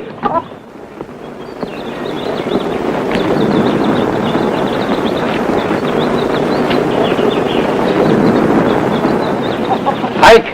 Yeah, Paul. You ever beat anybody to death? Never did. How long do you think it'll take you? Not long, Paul. Take your time. Take your time. We got all day.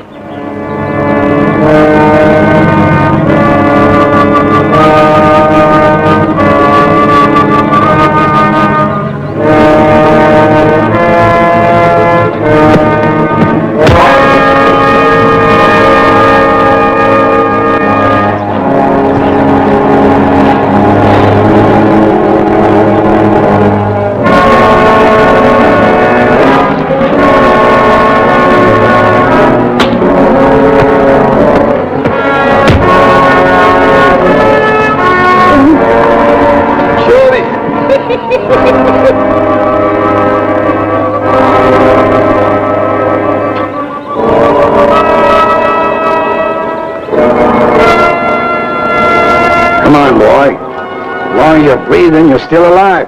When you can't get up no more, Ike will use his boots on you.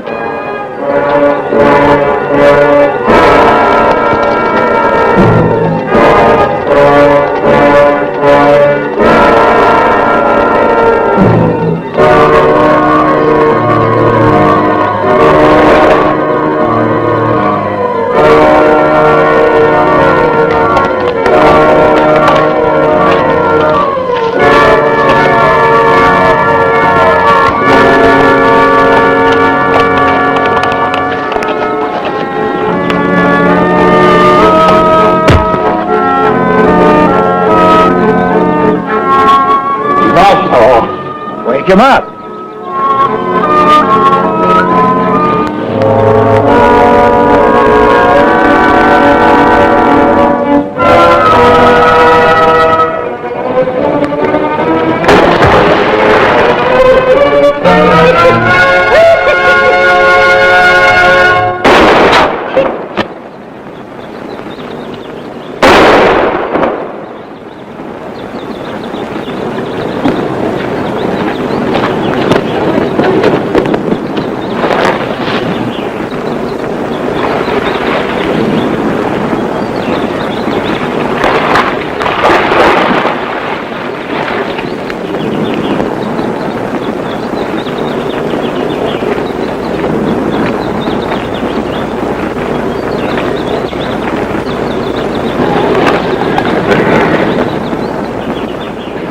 Are you able to hold it?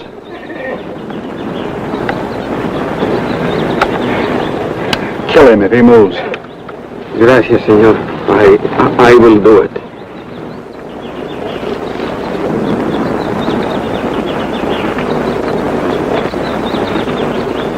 All right, big man.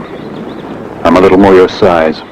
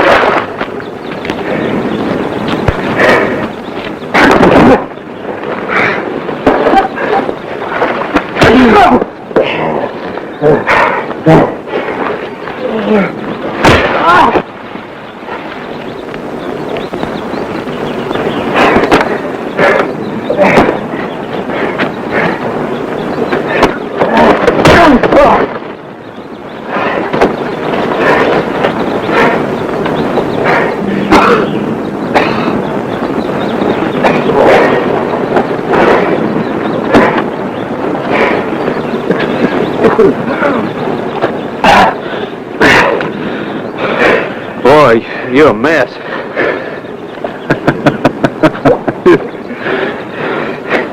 You don't look so good yourself. Yeah, the drop on him. What'd you find him? I figured it's about time you learned that a gun wasn't the only way to settle an argument. I wanted Johnny to run, but he didn't. He's much man. I am proud of him. I'm proud of him, too. Your mother and Luciana waiting. Yeah.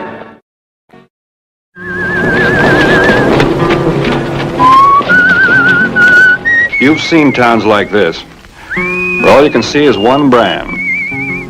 This one was called Temple.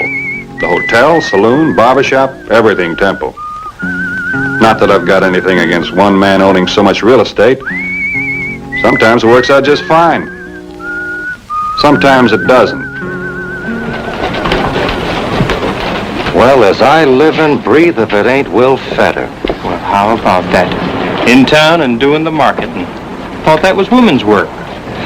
You ought to make a skirt out of that flour sack, Will. Them pants are a little deceiving, ain't they? I don't want no trouble with you fellas. Trouble? You asking for trouble, Will? No, I ain't asking for trouble. I ain't asking for anything. No, Will, I guess you ain't. Let me buy. That yours? You know what it is. That's a shame, Will. Pretty little rig like that all run down. Ought to give it a coat of paint. Yellow, maybe? Let me buy. Like you say, it's your rig. Oh, gee, Will. Flower! Come on, fellas. Let's clean it up for him. Oh, come on, get away. You're getting dirty. Don't get any dirt in it, fellas. Have a little straw. Oh, you're getting dirt in my flour. Settle back, Careful you don't get dirt. Come on, fellas.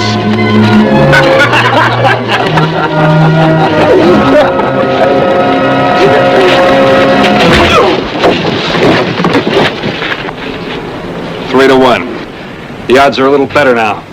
You're playing it alone. You'll get no help from him. All right, what'll it be, one at a time or both at once?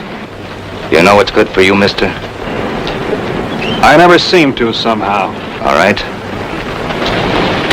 All right.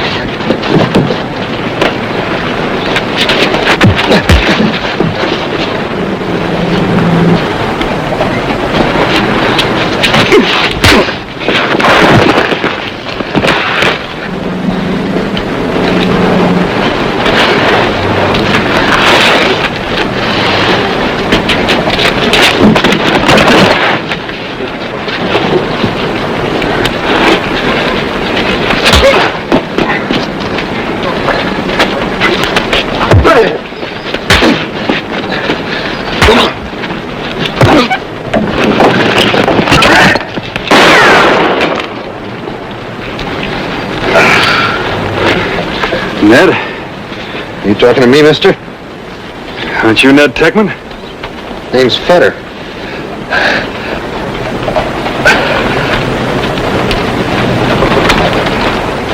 Red, see he gets back to the ranch.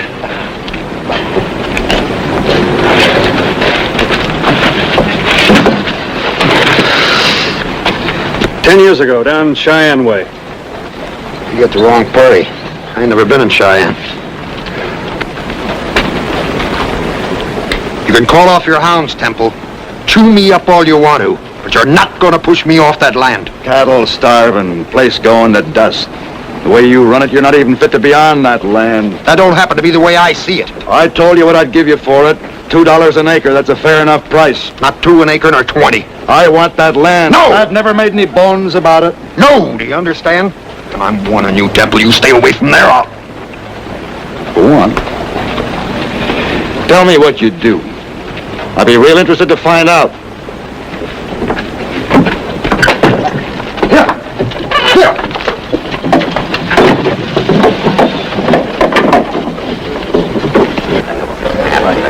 Sure.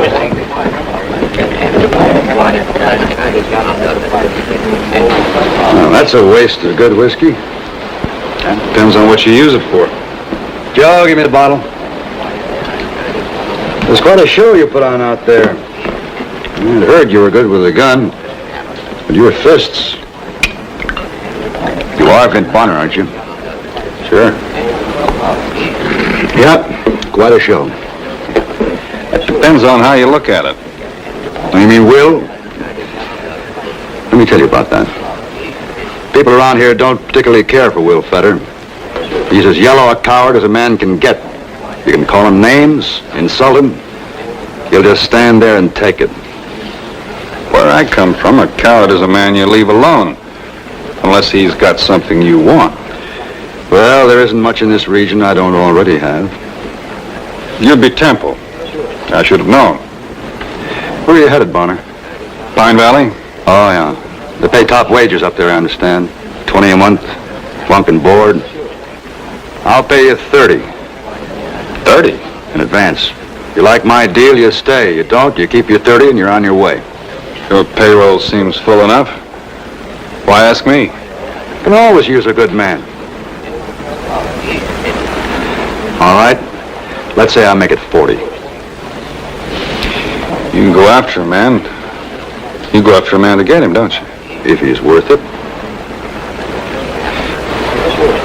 Well?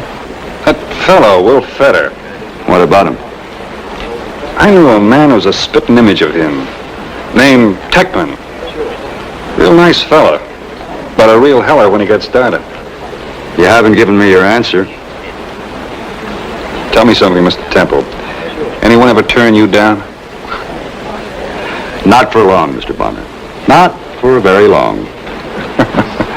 Shall we go? Temple seemed a fair man. Tough, but fair. Food was good, bunkhouse clean, and $40 a month was a lot of money.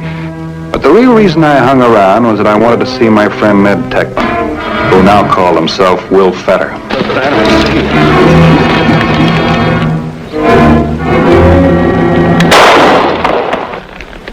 Even you aren't low enough to shoot a man in cold blood.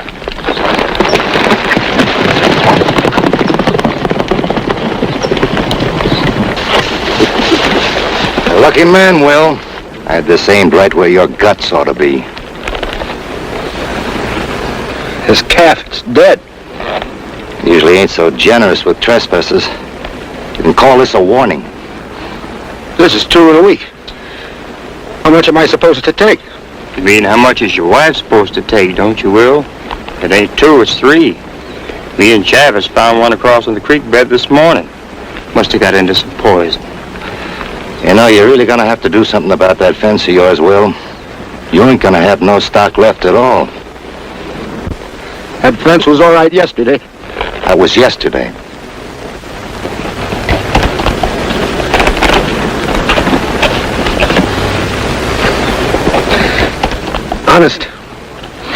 Honest, I'll... Yeah, Will? That's right, Will. You cry. But a little calf like that ought to have somebody crying over it. Wouldn't you say so, Red? I'd say so. What about you, Bonner?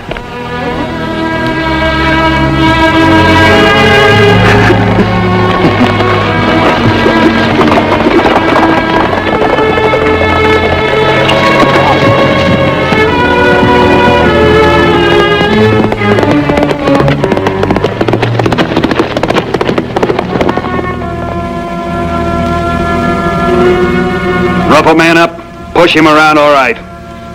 But poison his cattle, cut his fences. Well, I thought you ought to know. I already know, Mr. Bonner. Fact is, I'm the one who gave the orders to cut down the fences and put the poison out. Why? I want Will Fetter's land. You've got 30,000 acres and you want his 150. $40. Keep it. All right, go on. Go on. You've seen Will Fetter's side. Hang mine. Tell me what kind of a side you could possibly have. This is temple land, Mr. Bonner. Do you have any idea what that means? I was 5 years old when I came here. Only it wasn't just me then. It was me, my mom, my pa, my 2 brothers. And what do we find? Rich green meadows, not a blade. It was all yellow and brown and dust. My pa is soft. He's all for going back, but not Ma. She makes us take it and work it. Makes us trench water from the hills. Our hands are raw. Still we dig, and we work, and we dig. She keeps at us, and it grows. We're fighting every kind of varmint you can think of, human and animal. But it keeps growing, and we keep it ours. And then the war. I go, my brothers go, but when I come back, I've got no brothers, I've got no Ma, I've got no Pa, and no land either. The year I leave, Ma dies, and Pa takes over. Without her, he's nothing. You should have seen my land when I got back. People crawling over it like ants and poking at it and poking at it. So you set out to get it back? Every piece. 20 years it takes me, but I get it back. They're willing to sell, I buy. They ain't, I push. All except Will Fetter. He wouldn't push. Don't you credit Fetter with anything like that. It's his wife who's holding out. Her land. Her pa left it to her. Though why she wants to keep it and will either is beyond my understanding. You ought to see it. I can stand on the ridge and look down on it, and there it is, smack in the middle of Temple Land. A smelly, brown island, dusty. You just have to see it. It's right back where it started 50 years ago.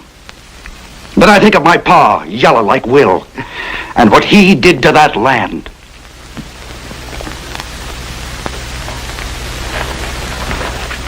Where are you going? You said to seize land. That's where I'm going.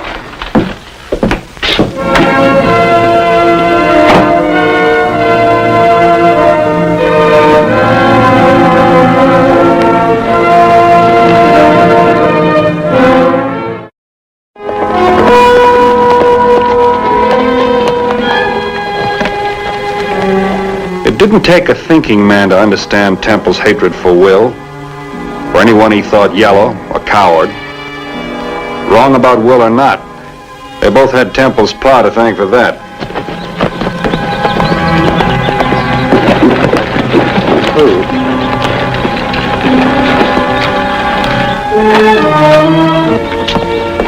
Get away from here! Isn't enough to tear down our fences, poison our herd. Now he's sending his men in here. Nobody sent me, ma'am. I'm here on my own. Don't tell me. What are you doing here? I'd like to talk to your husband, ma'am. Never mind my husband. I asked you, what do you want? Well, then I'd like to talk to you.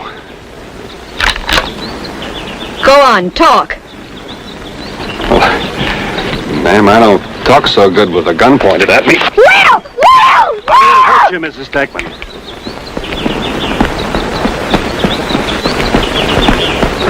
All right, Bonner, what do you want here? Now you know me. It's all right, Sarah. Is the coffee on? It's on. I was feeding the bull. You better finish, honey. Still take it black? You have got a good memory. I ought to. We drank enough coffee together. But to let them push you around, destroy your life, destroy your place, that's not the Techman that I knew.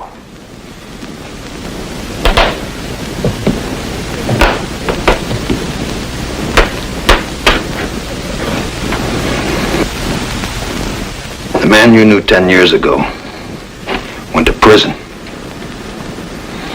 Killed a man and got 20 years. You broke out. No, nothing like that. I was released 4 years ago. I'm on parole, Vin. One wrong move and I go back. Do you understand what I'm saying? It don't have to be my fault. Just crook my finger. Look cross-eyed, maybe. Make one mistake, just one. Does your wife know? Yeah, sure she knows. I tell you, Vin, without her, Does anyone else know? No one. I got a kid coming, Vin. That kid has got to have a chance. Here, in this place? It's got to be here. This is all we got. Can't you do something? Fix the place up? How? Well, you've got two hands. I've got two hands. And my wife's got two. And what do you think four hands can do with 150 acres when half the time I'm out there mending fences and burying cattle? You know how many bulls I got left, Vint? One! I tell you, once that temple starts, he don't let up. Couldn't you get someone in, someone to help you out? Oh, Vince, you're not listening to me. You haven't heard a thing I said. The word's out on me. I'm poison.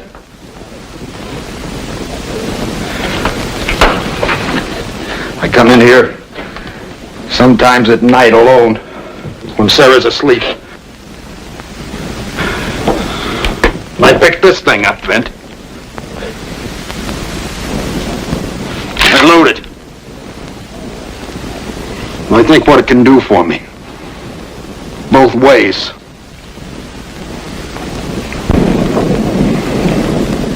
Then I start thinking about prison. And about going back. And then I think I'm in prison.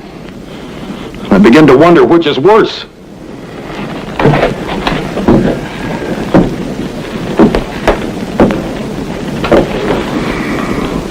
That's not the answer, Ned. It's an answer. Not a good one, maybe. But it's all I got. You're not going to tell him. Not Temple. No one.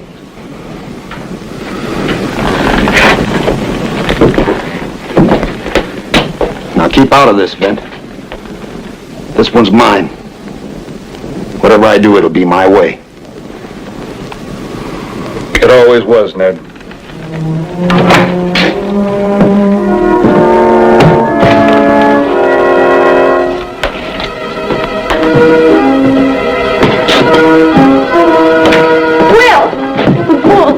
They poisoned the bull. It's dead.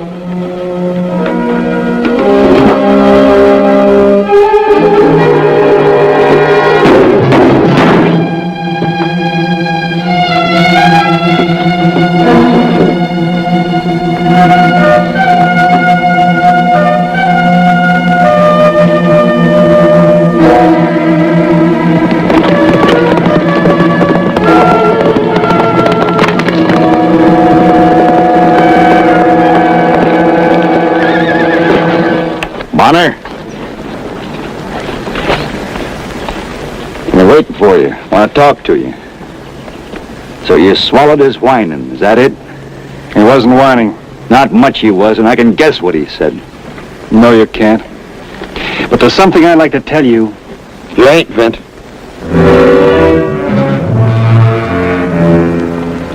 Well, looky there. If I don't see a gun, Temple, pointed right at your belly. Now, who'd ever believe a thing like that? Ned, listen to me. Shut up, Vint. I told you once, no more. Keep out of this. Listen to him. Hey, don't he sound right powerful? For 2 red cents, I'd... What, Temple? It's your turn. Tell me what. Yes, sir. Tough. Real poison. Especially when he's got the drop on an unarmed man. Give him your gun. Ned, think what you're doing. Give it to him! No. What's the matter, Will? Run out of sand so quick? I'm gonna kill you, Temple. Ned, sure you are. But not from out there. Come close. Get yourself a good clean shot. All the things you've done to me, and my wife. Closer. Few feet closer. My stock, my home. There, that's the place. No man could miss from there. You're talking yourself into a coffin, Temple. I ain't talking myself into anything.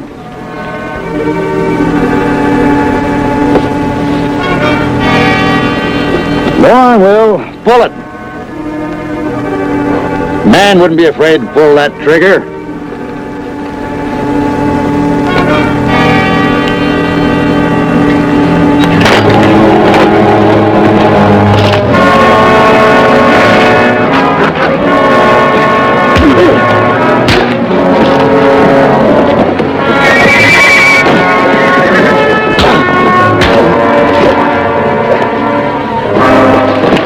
Stay right where you are, all of you.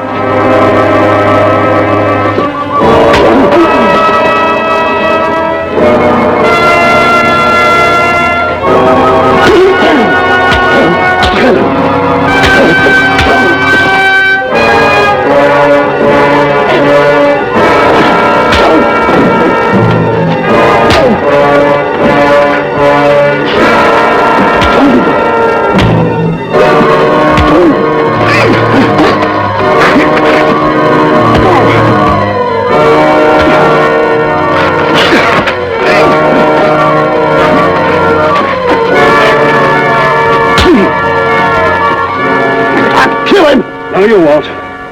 Stay out of it, Bonner. I ain't asking to be saved for a thing. Not you I'm saving. Stay out of it.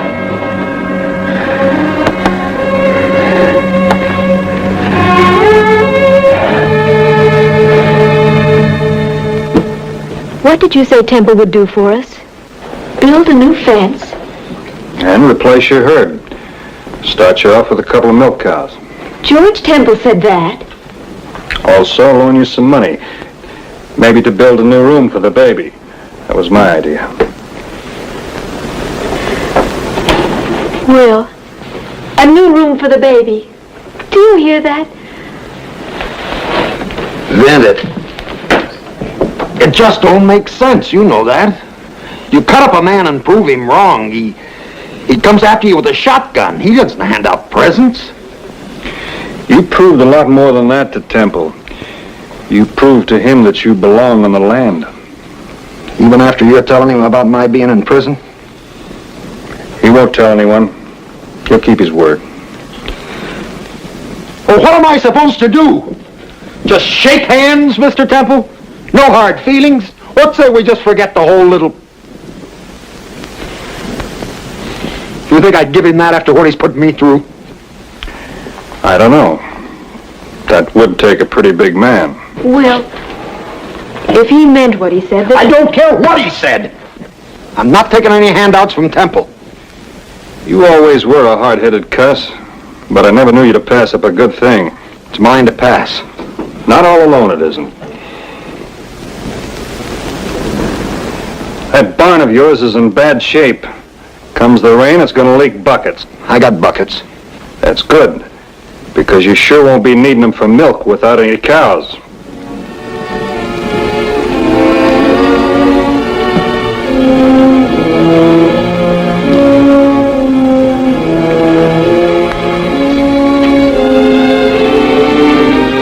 Sarah? Yes, Will? Have you still got that blue dress? Yes, somewhere, but Well, get it on as fast as you can. I'll hitch up the buckboard. And Mrs. Stackman, don't worry about dinner. If I know Mr. Temple, he'll ask you to stay. Well, go on. You want that new room for the baby, don't you? It's going to be a race to get it built as it is. Not that fast. What are you grinning about? Who's grinning?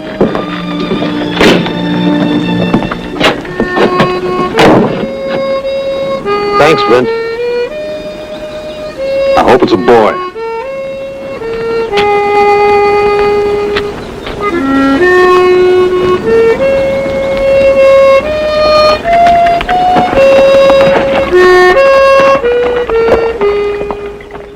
Smithers asked me to hunt him up some blooded Hereford stock. I just naturally headed for Bountiful.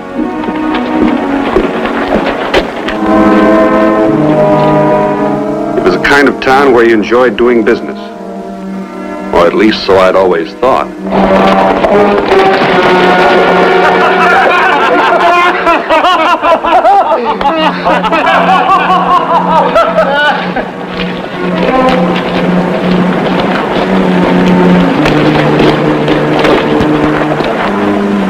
Hey, squarehead! Not so fast.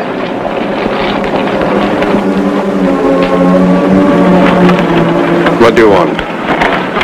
You've got mud on you, men here.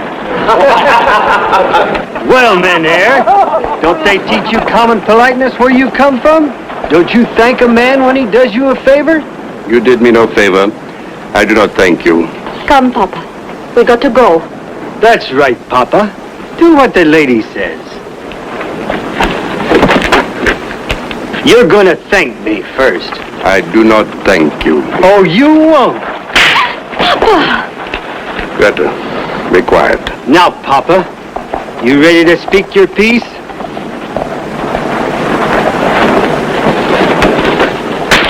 Papa! You've had your fun. Now move along. Just a minute. Who you think you're shoving? I said move along. Why, you...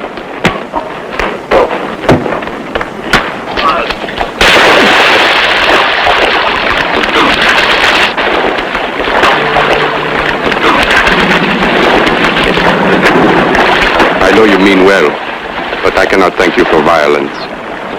I didn't expect any thanks. As a matter of fact, I kind of enjoyed it.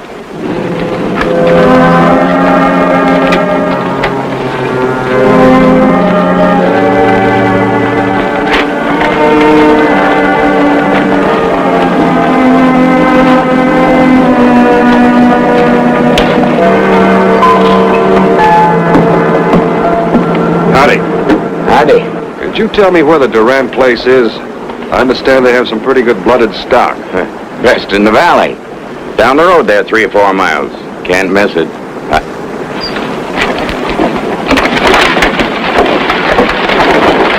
Strange people. What do you mean? You saw. Do 'em a good turn like you did, and what happens? Spit in your face. I don't need their trade. Did they want to buy something? Sure. I told them they could get their stuff somewhere else. What did they want? Oh, side meat, flour, the usual. Didn't they have any money? They can pay, all right.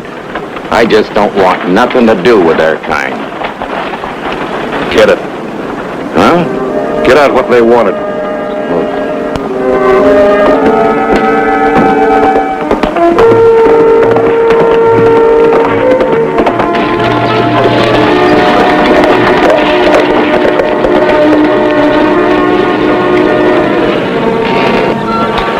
You forgot your groceries. Why do you do this? Well, I talked to the groceryman, and he said as long as I was heading this way, I would pay him. Don't bother. You put it on your book. You pay any time you want. Oh, thank you. You're a good man. I also thank you, Mr. Bonner. Vint Bonner. And my name is Johann Hoffman. And this is my wife and my son, Peter. Mrs. Hoffman? Peter? Well, I guess I better run along if I want to get to Duran's ranch by sundown. Goodbye. You see, Papa, there are good people, even out here. You heard? He says he goes to Durand. But, Papa, that means nothing. Greta, so many times we have been hurt, and yet you still hope. Better to expect nothing. It gives less pain.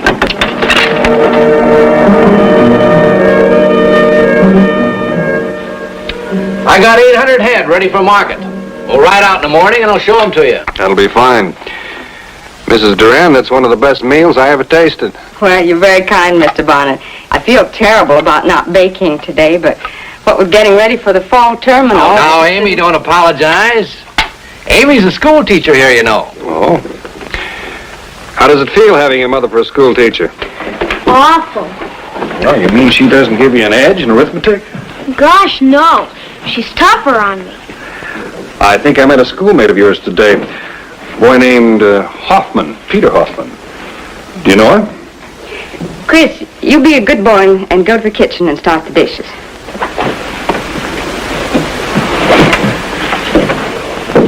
I'm glad you didn't talk in front of the boy, John.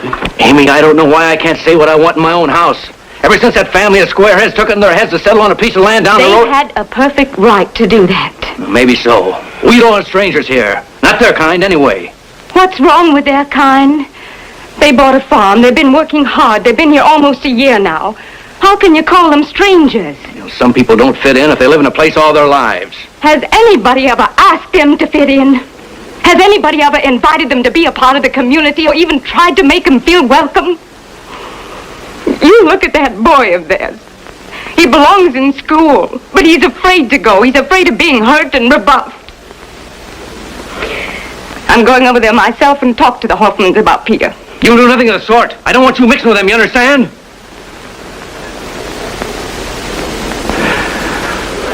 Now look, honey. Mr. Bonner came here to talk cattle, not squareheads. Come on, Hummer, let's go out on the porch and get some fresh air.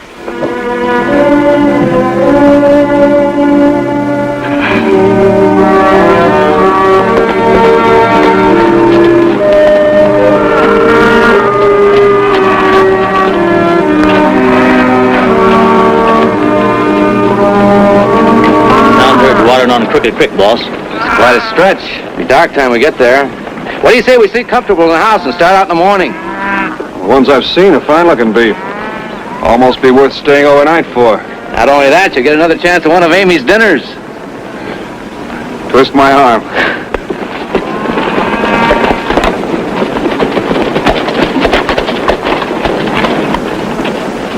Say, that's a neat-looking little place. Who does it belong to? Well, there he is. Old squarehead himself. Well, Mr. Hoffman. I met him today in town. Yeah, I heard you did. Look at him there. Wonder if he'd stand up so feisty if I ran a herd through his place. Lay off that talk, Rhett. I don't want trouble. Nothing riles me like a fence in cattle country. It's legal, isn't it? Well, let's get back to the house. I think I'll stay around a while. I'd like to say hello.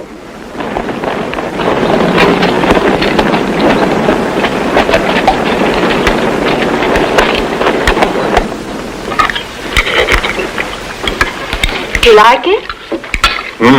Mama, how can anyone not like Hasenpfeffer? It is old country dish. I noticed you brought some other things from the old country. I saw your stand of alfalfa as I rode up. Your husband is as good a farmer as you are a cook, Miss Hoffman. In old country, it is different. There, everybody helps. In planting, harvesting, haying. Not like here. How about you, Peter? You gonna be a farmer, too, when you grow up? I guess so. Well, you've got a good example to shoot at. You are very kind. But Peter does not want to be farmer. Not like old country. Here, boys have new ideas. Oh? What do you want to be, Peter? A surveyor. That's good. That takes a lot of book learning, doesn't it? What grade are you in at school? I'm not going to school. That's too bad. Because I know Mrs. Duran would like to have you. She told me so. She did not say that. Papa, Mr. Bonner is our guest. I don't blame you for being surprised, Mr. Hoffman, but the fact is, she doesn't feel the same way her husband does. That's the truth. See, Papa, she wants him. Peter has been so sad. He has the hunger to learn like other boys have the hunger for food. Now you can go to school. It is better not to talk about it. We ask no favors.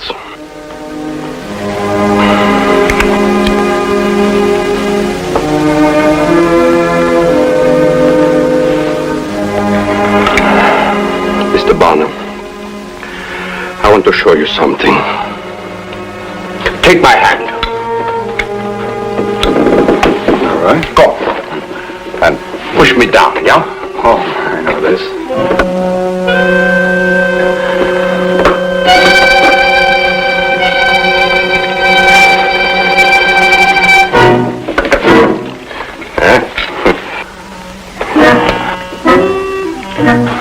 Let's try that again, shall we? Good, yeah.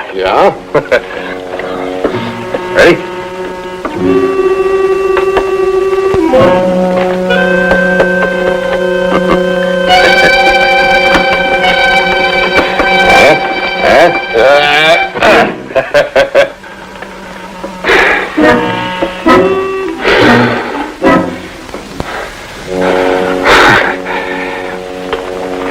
Just once more, huh? Oh, good, yeah. Oh,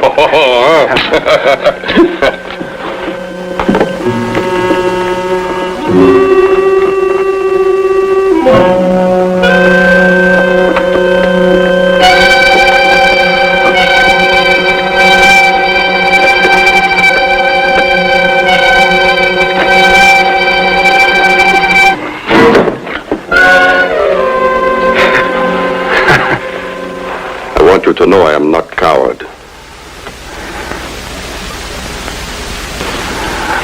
I never thought you were. I am taught when God gives man strength, it is to help, not to hurt.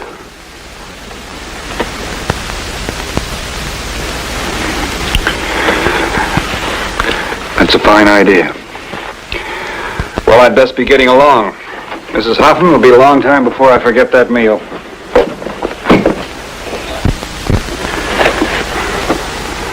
Surveyor, huh? A friend of mine was a surveyor. The last time I heard of him, he was laying out the right-of-way for a transcontinental railroad.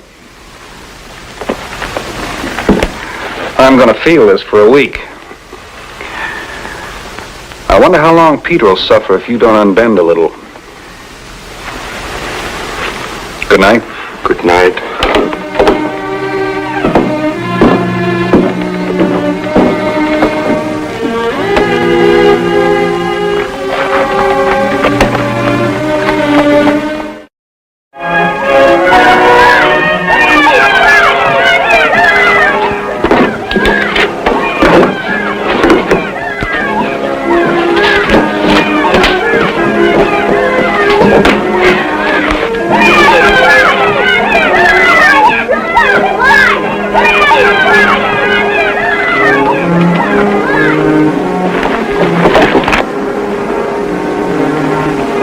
Mr. Hoffman, I'm delighted you brought Peter to school. He is a good boy. He wants to learn. I know you're going to be very happy here, Peter. Now, you run, play with the children till the bell rings. Yes, ma'am. Mr. Hoffman, I know this wasn't an easy decision for you to make. I'm glad you made it. I hope I do not make mistake. Good day, Mrs. Durant.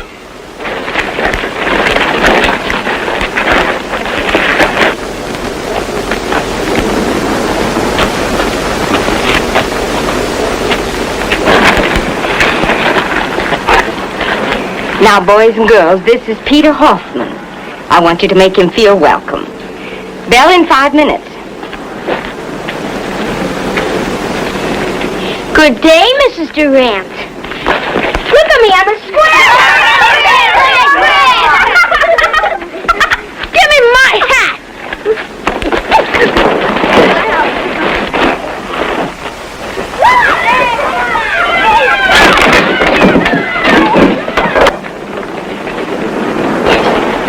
Get up. You're yellow like your pop.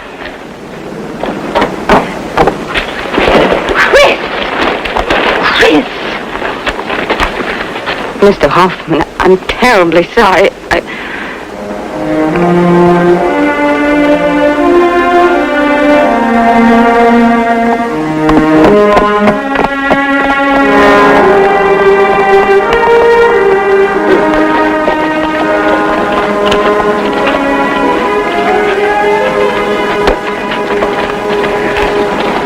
I don't like to abuse your hospitality, Mr. Duran. I could just as easily have stayed at the hotel. Nonsense. We like company. Besides, I ain't letting you out of my sight till we close that deal. Don't worry about those cattle. They're prime. Tomorrow, I'll help you line up a couple of trail hands. Hi there, Chris. How was everything at school? All right, I guess. Hadn't you better get washed up for dinner? I already ate, Pop. Kids. And Chris, the ringleader of it all. The poor boy lying there in the dirt. And when he got up, Chris struck him again. The look that man gave me when he picked up his child. Amy, honey, you're making a mountain out of a molehill. So the kids were fighting. What of it? Happens all the time. This wasn't a fight. This was persecution. My own son, a bully. The other kid's got fists, ain't he? Why didn't he fight back? You know perfectly well why. John, it's attitudes like yours that start the trouble. The children hear from their parents. Instead of respecting another man's belief, you ridicule him just because he's different. I've had enough school teacher lectures. You must think we fight all the time. We don't. Only since that cussed squarehead moved into this country. That's right. Blame it on him. Amy, I've listened to all I'm going to. Now, we're a couple of hungry men. How about some dinner?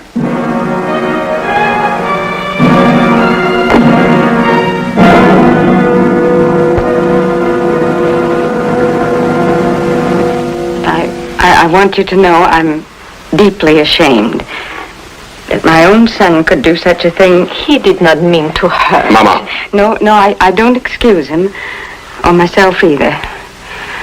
I can only promise you it will not happen again. Peter does not go back.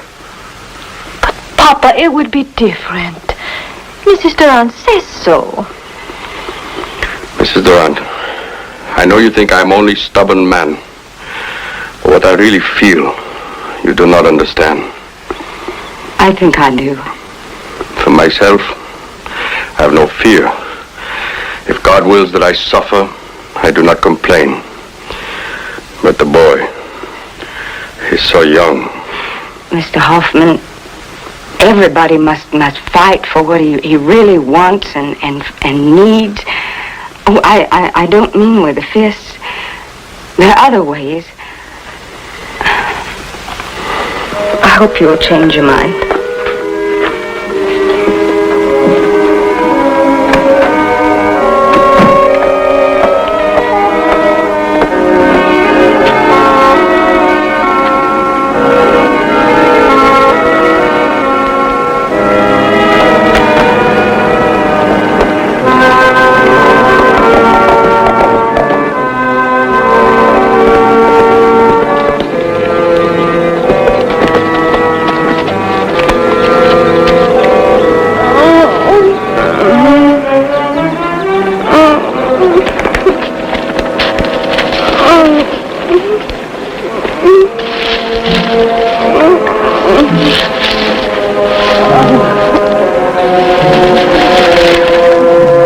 Amy, for the last time, will you tell me what that skunk did to you?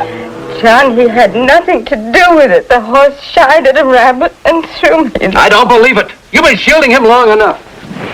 John, what are you doing? We've had nothing but trouble since those people came into this valley. I've taken a lot, but when he starts hiding behind a woman's skirt... Durand, don't go off half-cocked. I found your wife a mile from the Hoffmans, thrown by her horse, just like she said. You stay out of this, Bonner.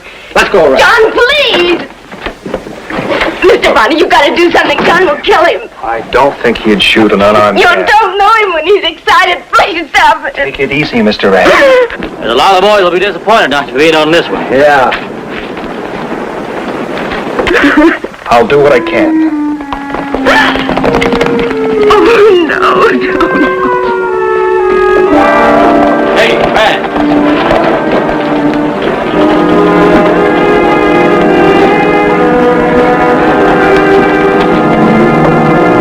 This is my land. I do no harm, and I hide from no man. Mr. Hoffman, principle may be a fine thing, but a little discretion can save a lot of trouble. I do not cause trouble. He does. Peter, go to the house. All right, Hoffman, I'm going to take you apart. Durand, cool off. I told you once to stay out of this, Bonner. Believe me, Mr. Durand, I'd like nothing better.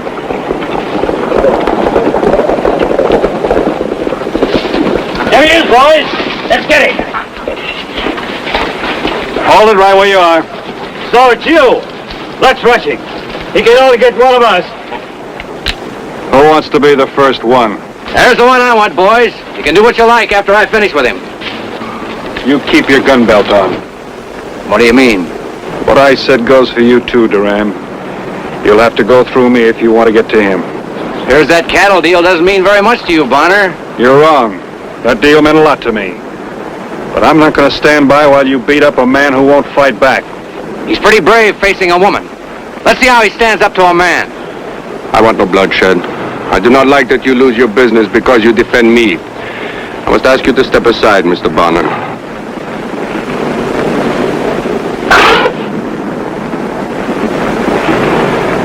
Mr. Hoffman, if I understand it properly, you were taught to love your enemies. Is that right? Sure. And if you love someone, it's fitting and proper to show some form of affection to them. Is that right? Like a hug. A bear hug.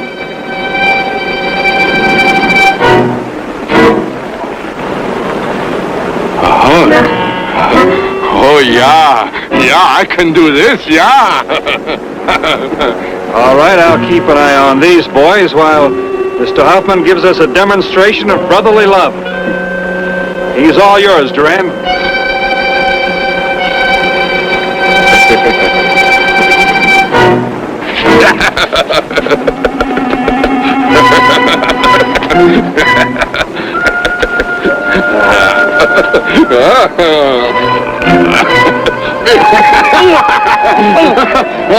Let me go! Let me go! Stop! He's killing me! Let me go! Stop! He's killing me!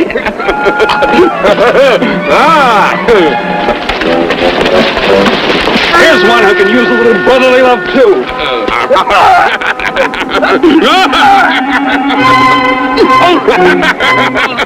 Let me...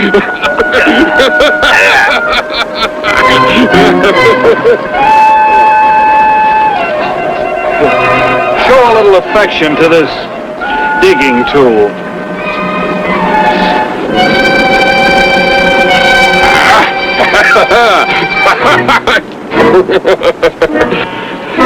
My enemies! I love you all!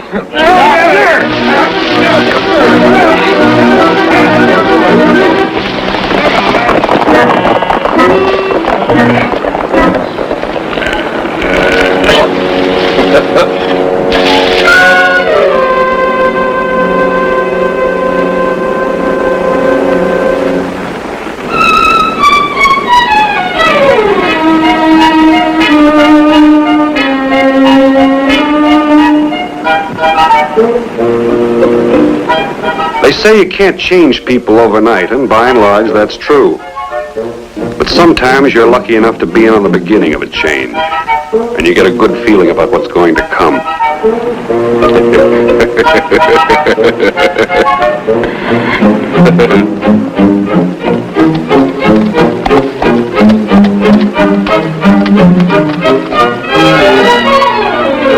Like I said in the beginning, Bountiful sure was a nice little town.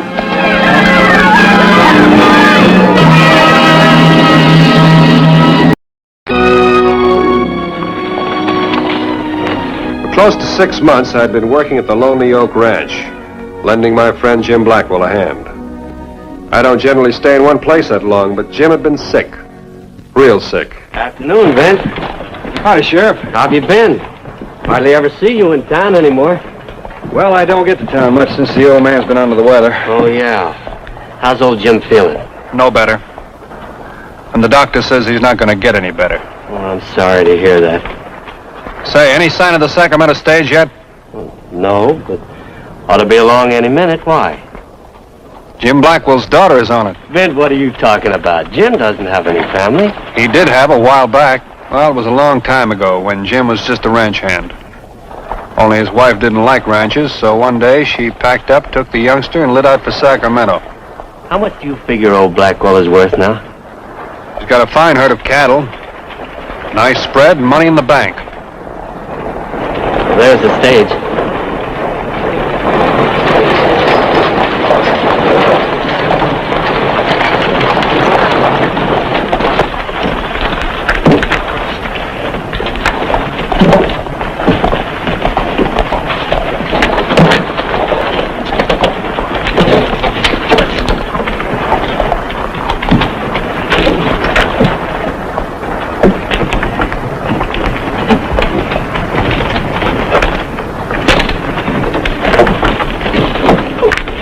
Not much of a town, is it?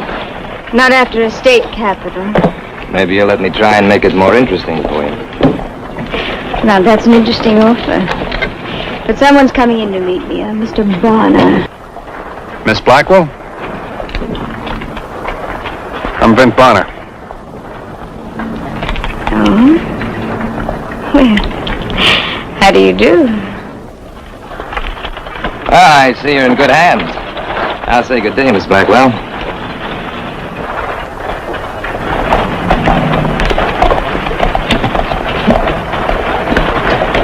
Is he a friend of yours? We met on the stagecoach. I'll get you things.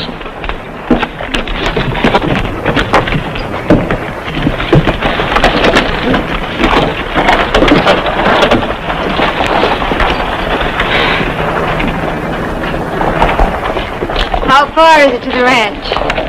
A mile and a half or so. It's a quiet little town, isn't it? Yeah, it is. You weren't looking for excitement, were you? No, Mr. Bonner. I wasn't looking for excitement. You're, my father's foreman, aren't you? I've been working for him for a while. For the last 6 months. That's right. How did you know? He wrote me about you. How is he? Any change? No change. The doctor says he has a few more days. I see. I'll help you in the wagon.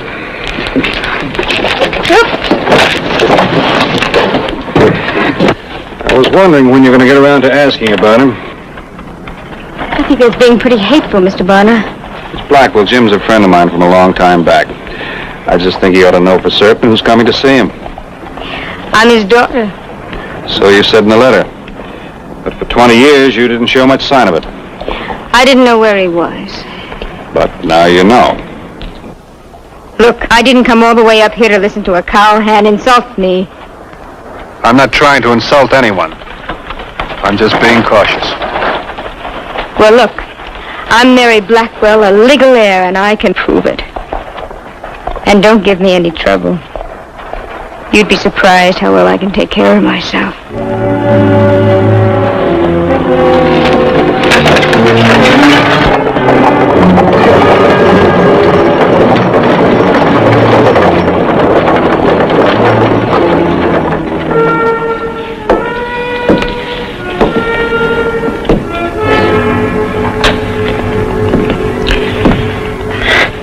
Jim.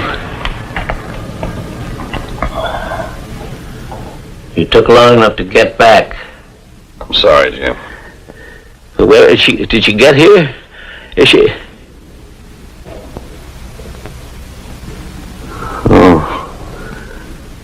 You look a lot like your ma. 20 years I had to wait to see you. 20 years.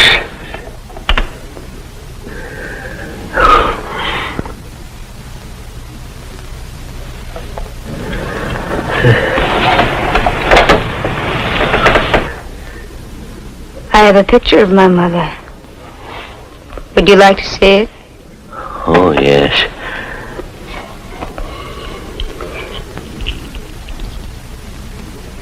It was taken just before she died.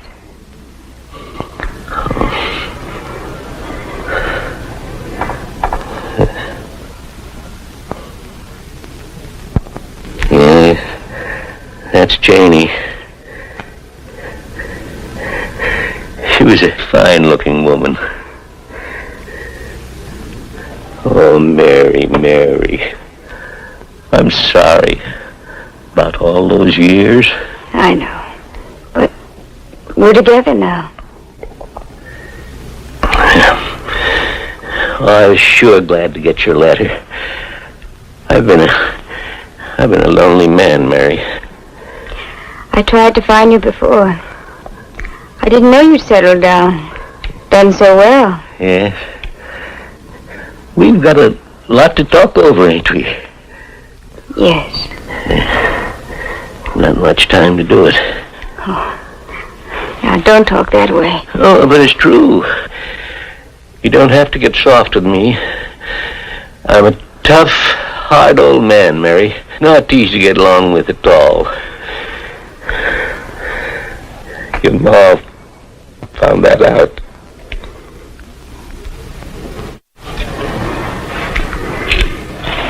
Now don't.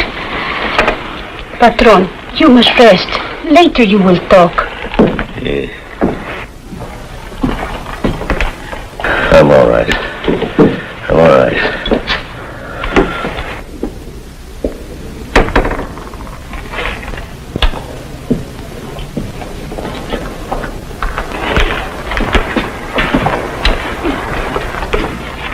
I owe you an apology. Yes, I guess you do. I won't give you any more trouble.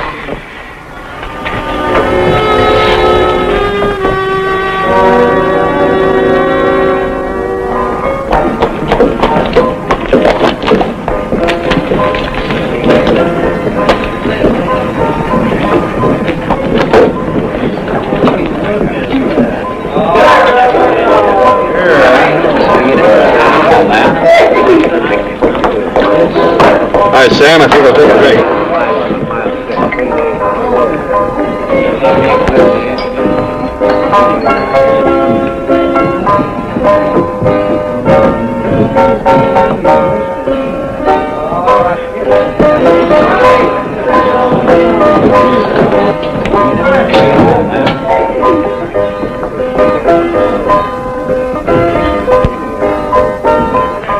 Hello, Mr. Bonner. I thought you were with Jim. He fell asleep, so I saddled a horse and came on in. Your place is out at the ranch right now. You want me to stay there all the time? I talked to him all afternoon. Bonner, the young lady and I are having a peaceable talk. Name's Steve Colby. I know you, Colby. You're going home. Listen, you big ox, you don't run my life, understand? You're going home. Hey! Look, I said she's... I wouldn't do that.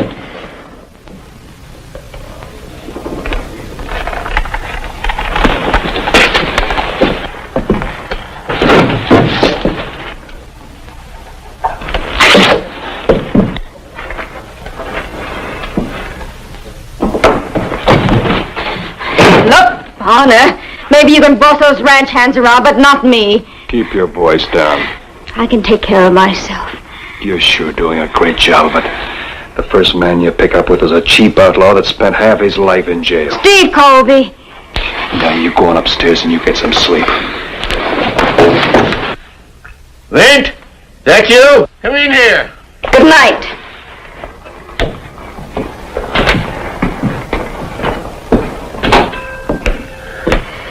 Jim, you know the doctor said you shouldn't smoke these. Never mind the doctor. You tend to your own health. What's all the ruckus? You having trouble with that girl? Well, she's a little tough, kind of headstrong. She's your daughter for sure. My daughter. Is she the only girl that got off that stage this morning? Why? Why? Why, you thick-headed cowpoke. That's the wrong girl. Are you sure?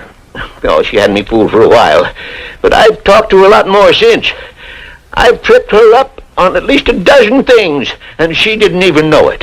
But the locket she showed you, that was a picture of your wife, wasn't it? You're dang right it was, and that's what I'm worried about. How'd that girl come to get it? And what's she up to?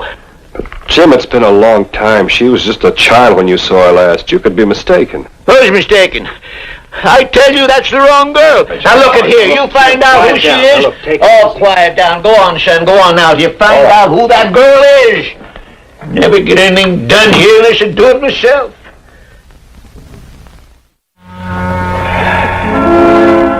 In spite of what Jim had told me, the next morning I could tell it wasn't going to be easy to get at the truth. I tried to talk to the girl, but she was always busy. Busy being helpful. Jim tried to get something out of her, but she spent the whole day acting like a loving daughter.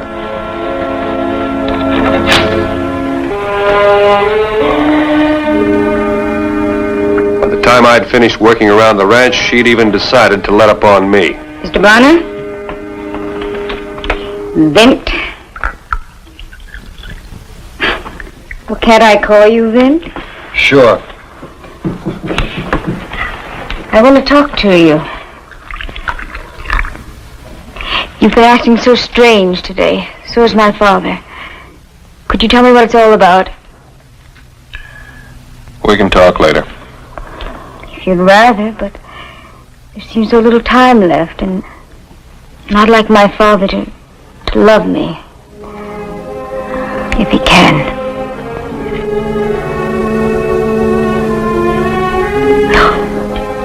You still don't trust me, do you? I don't want you to be cold toward me or distant. Not either of you.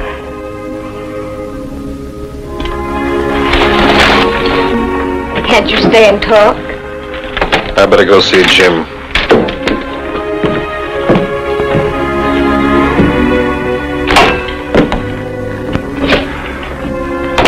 How do you feel, Jim? How do you think I feel? Jim, are you still sure about that girl?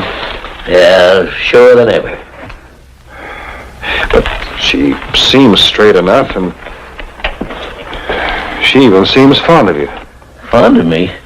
Well, anybody'd be fond of me to get this ranch. And I ain't very easy to get fond of. She ain't the right kind of girl. My wife was a lady, and her daughter'd be a lady. This one ain't no lady. Not clean through. Can't you tell? Well, I thought she was a little strange, but... She don't know enough of the facts, Bint, about Janie and about me. Well, it's a long time, Jim. What facts could she know? I used to hear from Janie. She'd write and tell me how things were going and what a fine town Sacramento was. Yeah. And then I got one letter. Said she'd met a man. Said she'd like to be set free. Who was he? Oh, an important lawyer. You're going to be a big man in the legislature one day. And the last I ever heard from her was telling what a fine wedding they had. That's why I didn't try to get in touch with them again.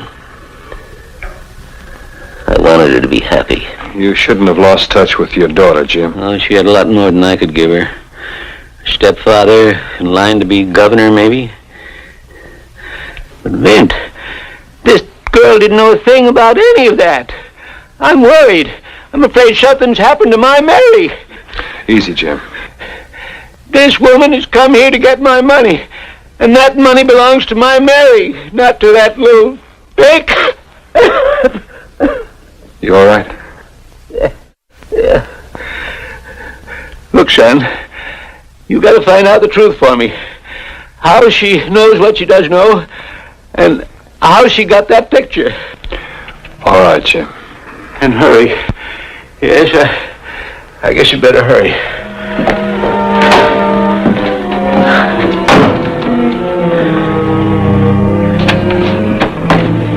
Miss Blackwell, you out here? Right here, Vint. I want to talk to you. You stay right here. I'll come back as soon as I can. What is it? Is he? He's just about the same. Who are you? Who am I? A man should know his own family. Jim Blackwell says you're no part of his. So that's what's been eating him. And you too. You're wasting my time. Who put you up to this? Don't push her around, Bonner. Everything she told you is true. Now leave her alone. Colby, from what I've heard of you, you're just the kind to try and swindle a dying old man. It's not a swindle. She is Blackwell's daughter. Why is it so hard for you to understand that? Because I'm not what you expected me to be. You want the truth. This is it. I hate every bone in my father's body. And I'm here to tell him so.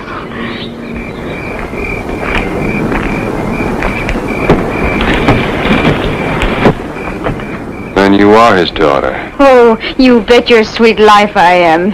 His only kin, and before he dies, he's going to know it. What's so helpless about Jim Blackwell? Tell me that. All he's done for the last 20 years is get meaner and richer.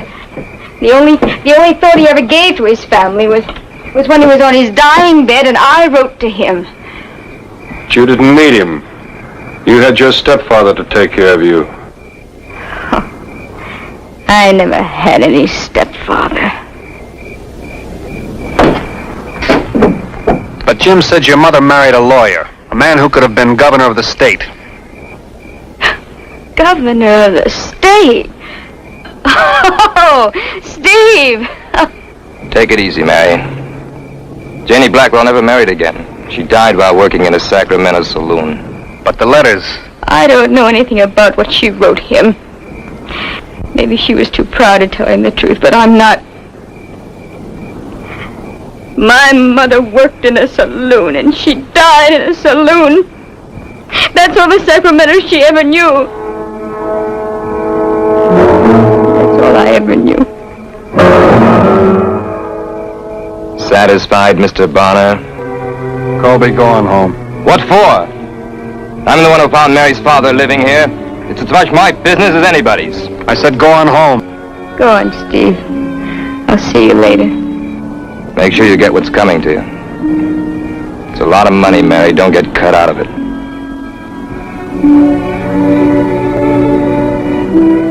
Well, you still think Jim Blackwell needs protection, Mr. Bonner? Mary, go upstairs. Oh, no. Not until I tell him exactly what I told you. You can't do that. No? Well, just why do you think I came to this miserable town? Senor, the patron asked for you. He is very bad. I'll be right with you. Well, I'm going in there with you. No, you're not. The reason he never got in touch with you is he believed those letters. Senor! He's been a lonely man.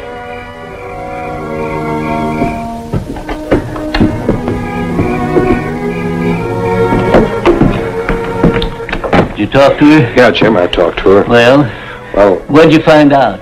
Nothing for you to worry about, Don't Jim. hedge with me, you big clodhead. Get her in here. I'm here. Come in here. We got some talking to do. Sit down. You feel all right? No, I'm weak. I'm old and weak, and I'll give out. But I can still talk a little. I'll bet you can. Oh, he told you, didn't he? I can see it in your eyes. He told you that I'm on to you. Yes. You ought to be proud of yourself, leading me on to believe that you ain't no daughter of mine. Where are you? Jim, wait a minute. I ain't got time to wait. My daughter was a lady. You ain't no lady. You're nothing but a fake. You're right, Mr. Blackwell. I'm not your daughter. Vince, you hear that? It's true. I came here to trick you and to take your money. How'd you know so much about me? Where'd you get that picture? No. Oh, well, I knew your daughter. Yeah, she's a very good friend of mine. She gave it to me. Well, then, you can give it to me, then. You've got no right to have it. You got no right to touch it. Get it off your neck.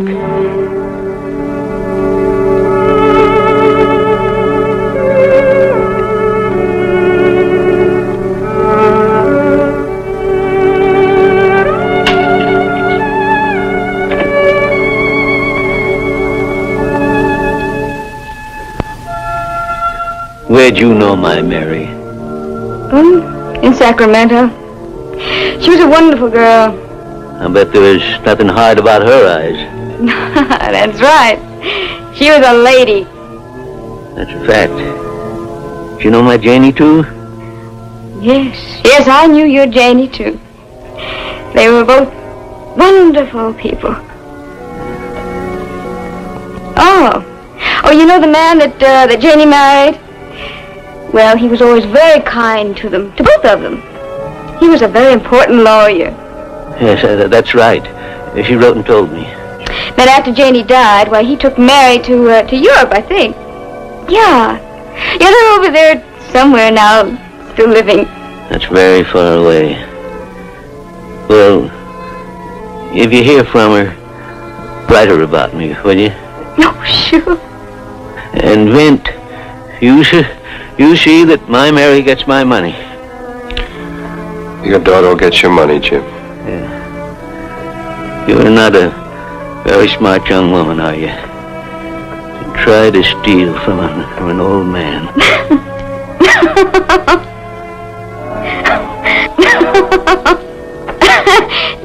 No, I guess you're right. You didn't fool me. Not for long. So I guess I can forgive you. Well, thank you.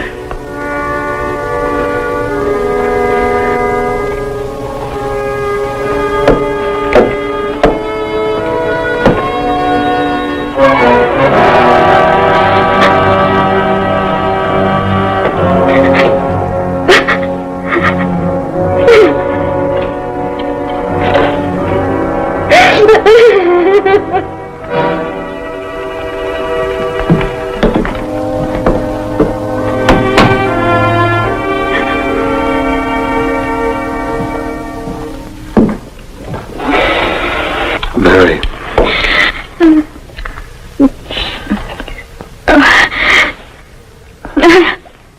I've got to get out of here. Will you drive me into town, Vin? That was a fine thing you did. It took a lot of courage. Oh. I only told him what he wanted to hear, that's all.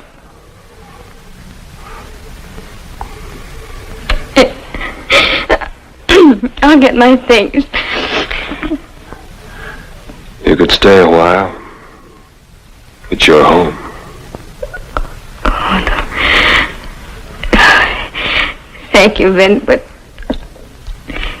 there's a man waiting for me. The kind of man that I'm used to. I'll get the buck boy.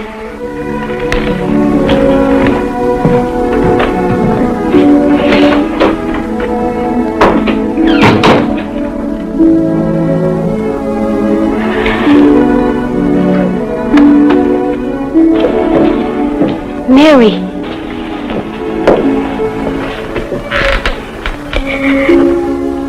It fell from his hand.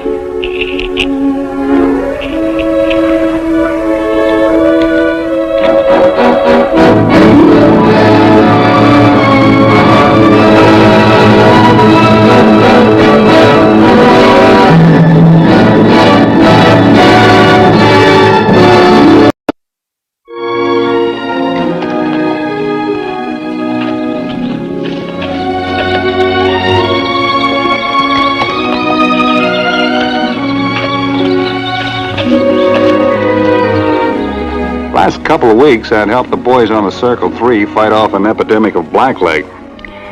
Now I was headed for town, looking forward to a quiet hotel room and 18 hours of unbroken sleep.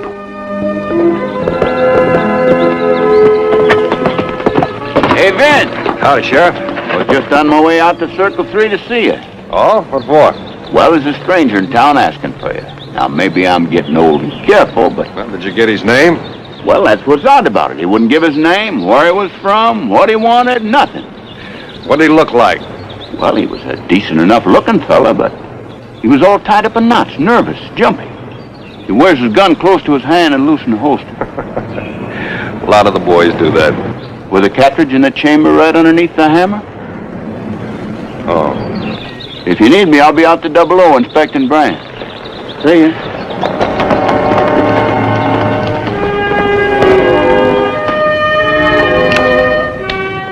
A pound of caution is worth an ounce of lead.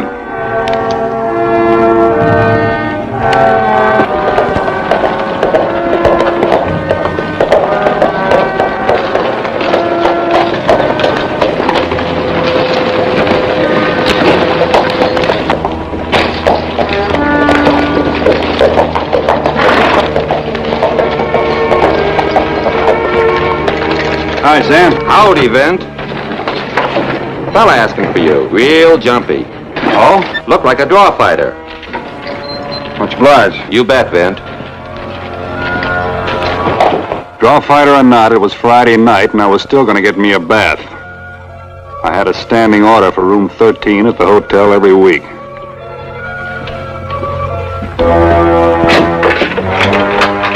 Bonner? Don't! What are you trying to do? I didn't mean any harm.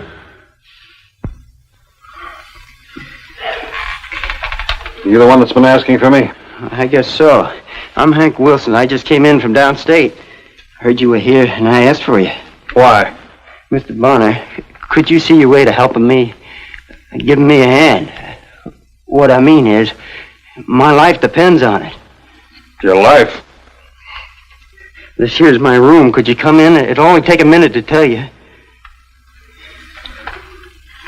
All right.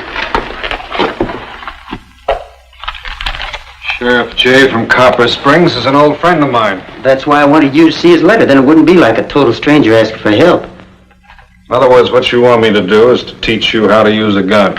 How to use it better. And faster. Why? Because of a man named Kruger. Joe Kruger. Now, for almost a year, he's been hunting me.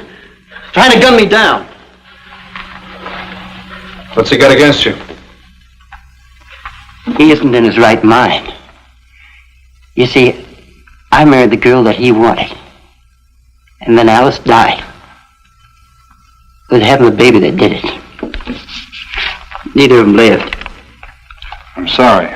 Oh, Kruger went wild. Said that I'd killed her. Said he's going to kill me if it was the last thing he ever did. Now, look, I've been running for a year. I got to face him. I can't just keep running for the rest of my life. Mr. Bonner, you got to help me now, please. I don't believe in using a gun unless you have to.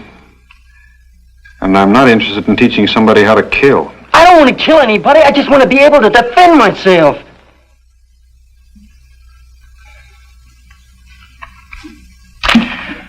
I guess we can do something about that. Here, put this on.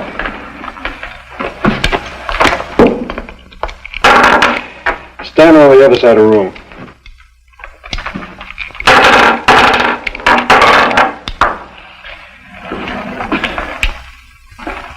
When I move my hand, throw on me. Not bad. You meet me at Logan's barn. That's an old barn on the other side of town, early tomorrow morning. We'll get in some practice. Meantime, get some rest. Thank you, Mr. Bonner.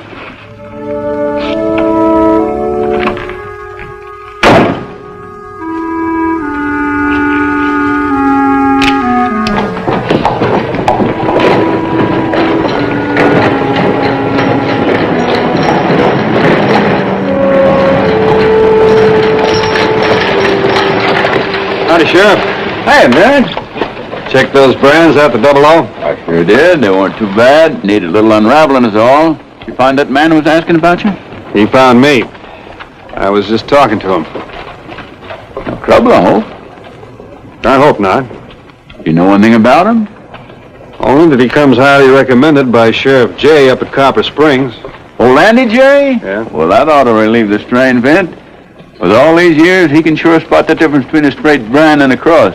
Yeah. But it's not often I promise to make a gun hand out of a man. A gun hand? Yeah. It's a fellow been gunning for him. A man named Kruger. I kind of like the kid. I told him I'd teach him how to protect himself. Is the kid running away from this Kruger? He was running. He's come to a dead end. He's tired of running. He wants to face up to it one way or another. All right with you? Well, there's nothing wrong in teaching a man to defend himself. Look, Ben, after all, if old Andy J says a man's all right, chances are he is. Yeah. It is a responsibility, though, putting a gun in a young fellow's hand. Anyway, I'm going to give him a few pointers out at Logan's barn tomorrow morning. That's in case you wonder what all the shooting's about. All right. So long as nobody gets killed.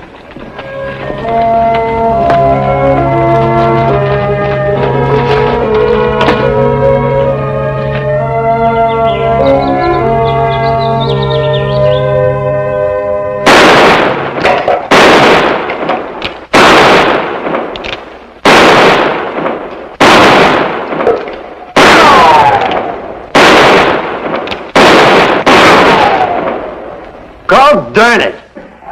Now, if I could shoot like that, boy, I'd be okay. You will. You got the eye, the control, the coordination. But let's start at the beginning. You're losing most of your time when you draw. Well, now, that's what I've been practicing now. Practicing the wrong way. The draw is composed fundamentally of three motions. First, the sweep back of the thumb, cocking the hammer. Second, the fingers grasp the butt of the gun and lift it clear of the holster. Third, you level the gun on the target. Where was I taking too much time? Well, partly in the first motion. You're holding your hand too far in front of your holster. Oh, the thumb's hitting the hammer all right. But you're moving your whole arm to do it. Why lift the whole armload of muscle, bone, and nerve? Hold your hand close to your holster. Move only the thumb and hand. Like so. Try it. All right. Okay. That's pretty good. You could save a tenth of a second that way. It's Kruger.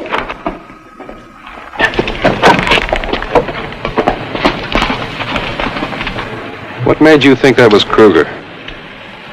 I'm sorry. I got Kruger on the mind. He's a heavier fella, and he's got a red sunburned face. You can't miss it. He wears it sideburns, Spanish style. What's next? Well, it's back to the circle 3 for me. What you need now is practice, lots of it. 6, maybe 8 hours a day, till it's impossible for your thumb to miss that hammer. I'll make it 10 hours a day if I have to. After that, we'll see what else we can do. I'll see you next Friday. Goodbye, Mr. Barney.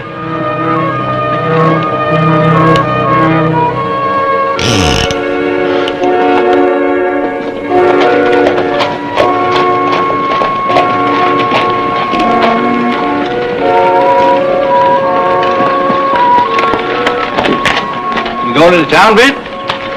Well, it's Friday, isn't it? Say, you remember that Wilson fella you was telling me about? The man was trying to hunt him down? Oh, Kruger. Ran into a fella over at Daggett's. Caught my ear when I heard him ask if anybody'd seen a fella named Wilson. What did he look like? Well, he had long Spanish-like sideburns and... Is he still there? Well, he's looking for a job. They didn't have any open. Last I saw, he's headed into town. That's a couple hours ago. I better get over there fast.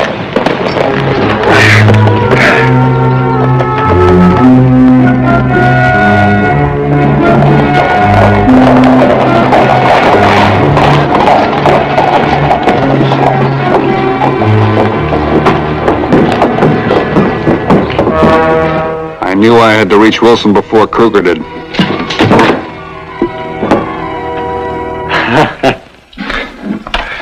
That'll teach me to go barging into other people's rooms. I've been practicing almost 10 hours a day. How'd that look? Look good. You're doing better. Thanks to you, Vint. I guess you haven't heard the news. What news? Kruger's been seen around, out by Daggett's ranch. Nobody knows my right name but you and the sheriff. I told him you were helping me, too. Did you sign the hotel register? I used another name. Who is it? Sheriff Landers. Well, come on in. Well, hello, Vin. I didn't know you was here. What's wrong, Sheriff? I got some news for you about Kruger. What are we going to do, Vint? Now, it ain't all bad news. He was in town, and he was asking for you. But I told him that you'd been here and gone, that you was riding north. Thanks, Sheriff. Thanks very much. You sure he left? Well, he was packing the bedroom. Yeah, but did you see him leave? He heard the sheriff. He said he was heading north. He'll be back. You gotta help me, Vint. You can't stop now. You gotta make me even faster. As fast as you. Don't you see, that's my only chance.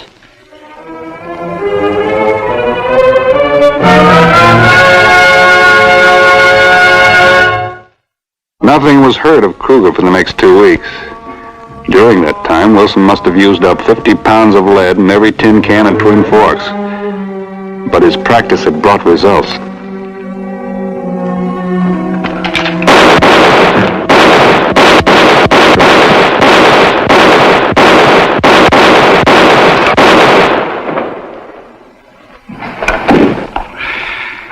You stood me off again. Yeah, but you hit it first, and that's what really counts. Hank, I think you're ready to save another tenth of a second on your draw. How? Load 'em.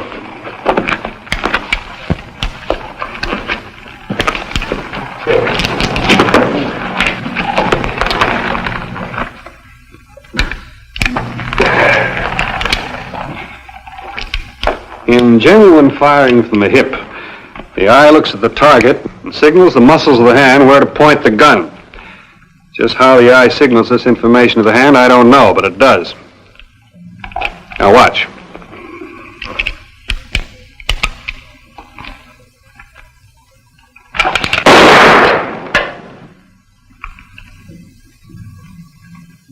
Well, how does that help? You're already doing it, but you're making one mistake. Point your gun. You're raising your gun too high. You're waiting till you can see it before you fire.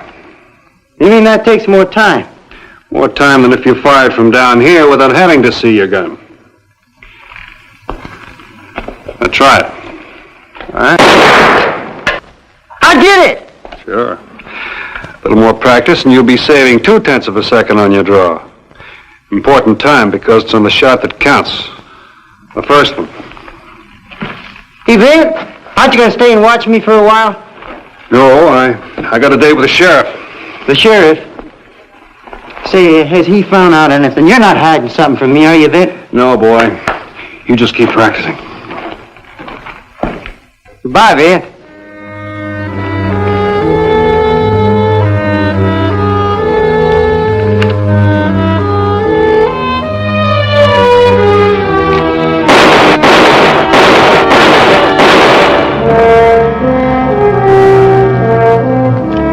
I didn't want to tell Hank, but my date with the sheriff was to go see Joe Kruger. We'd heard that he was working at one of the line corrals about 5 miles north of town. Our idea was to tell him we knew about his intentions, and for him to get out of the county and stay out. Howdy. Man with the name of Kruger working here, ain't they? That's right. You got something against him? Just want to talk to him. Well, I'm Kruger. You the only Kruger around here? Yep. How about on the ranch? I'm the only one. Sorry. Wrong Kruger. Now, how about that? It's an honest mistake, Sheriff. Say, I wonder what young Hank Wilson was doing out this way. You saw him out this way? Well, my deputy did, just about an hour before we started. Said he was really pounding leather. Here all the time I'm thinking this kid's too scared ever to leave town. I thought the same thing.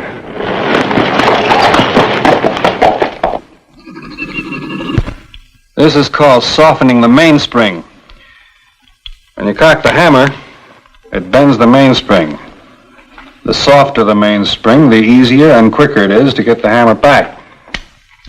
Like mine. And it can save you 1/20 of a second on your draw. I've already saved 0.2 of a second. That'd make me almost 1/4 of a second faster than before. That's faster than 9 out of 10 men. Here, work on it. Work on it till it's good and soft. And then I'll be faster than Kruger. Well, let's say you'll be fast enough to protect yourself. Maybe even as fast as you. Maybe. Remember the other day you couldn't even hit the can over the line. That's right.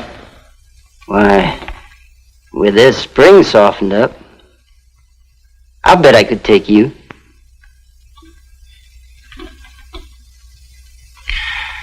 Hank, overconfidence could set you up for Kruger's gun. Overconfidence can get you killed.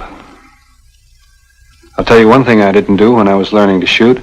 I didn't spend my time riding around the countryside. Who's riding? The sheriff's deputy saw you north of town this afternoon. That's a lie.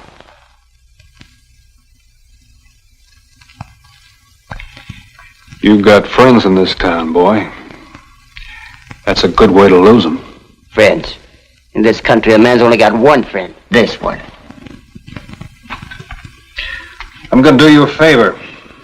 I'm going to prove to you you're not quite as good as you think you are. You meet me at the barn tomorrow morning. Bring some tin cans.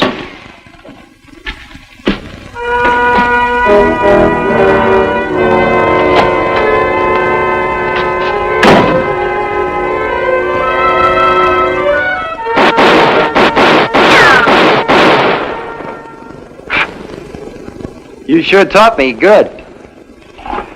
Let's try the last can. I'll wait for your move.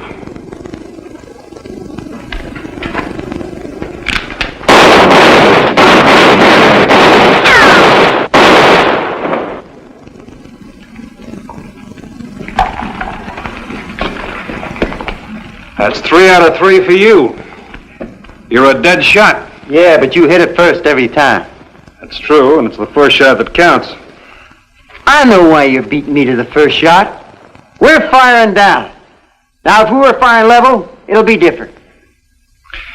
Let's try it with this one. You stand over there.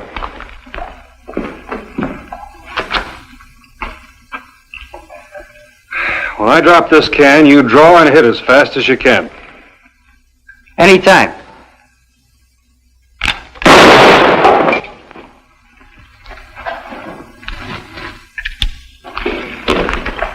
Now you do the same for me.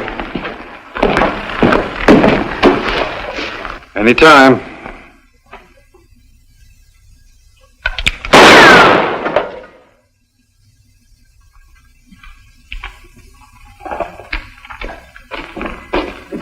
Well, I guess all I've been doing is shooting off my mouth.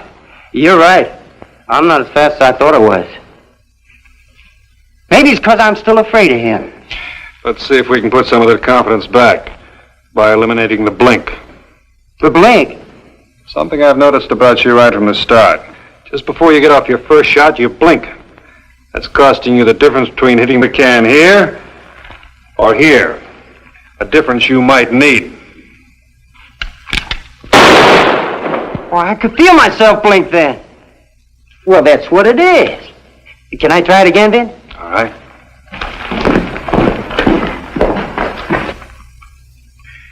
Ready?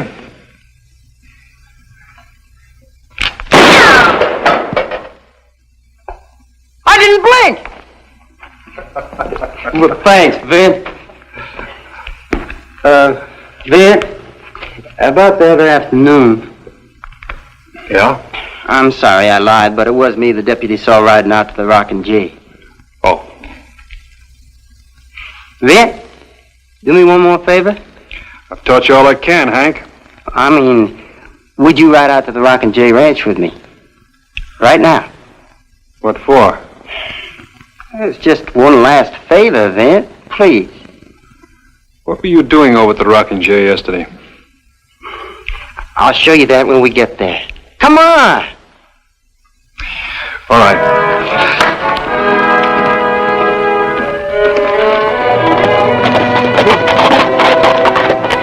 Now, you wait here, Vint. I'll just be a minute.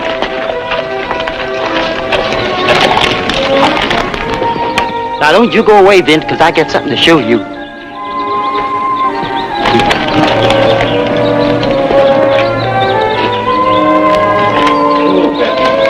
Come on, boy, let go. Come on, Pappy.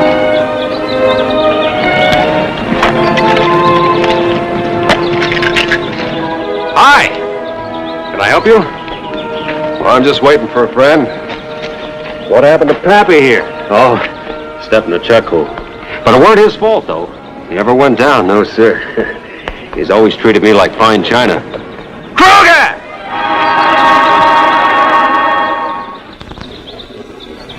I'm ready for you, Kruger. Get along, Pappy. You might get hurt. Go on, kid! Kruger! How come you shaved off your sideburns? You think I wouldn't recognize you? You're gonna die, just as sure as you made her die. Alice was my girl until you took her. She would have married me if you hadn't stolen her. She married you. And you killed her. That's all. It was you, not Wilson. She was my wife. When she died, Wilson thought I killed her. I'm a-waiting. And he's been hunting you. He's talked about it, made threats. But he's never had the guts to draw. Those I'm too fast for. I'm giving you first move. He's too fast for you now. I know. Now I can take it. Move away. He'll kill you. You knew Alice was in love with me. That's why you stole her. I didn't have to. Not from you, anyway. Well, maybe you gave it your name. But it was me. Don't push me, Wilson. It's true. Only now she can't tell you because she's dead. Now get set, Kruger.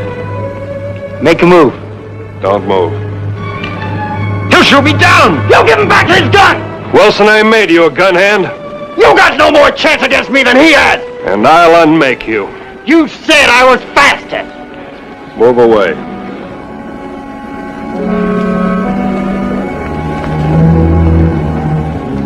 You're robbing me like he robbed me of her. Move away.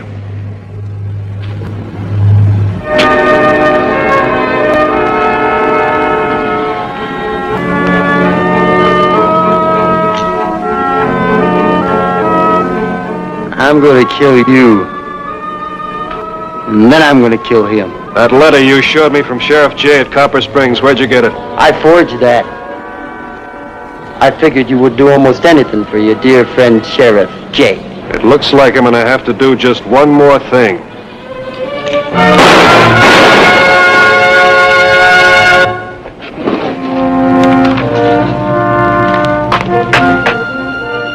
I've never seen anything faster. Except for the blink of an eye, the hand is quicker.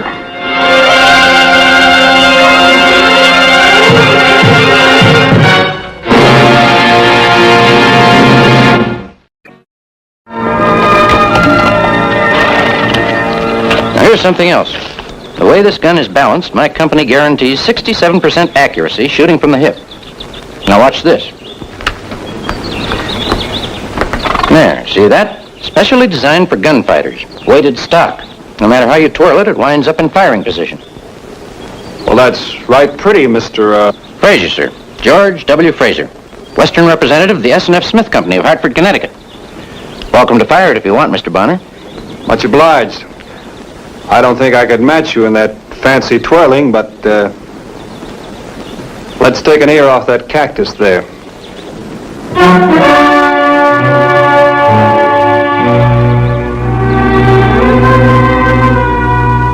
Wait a minute.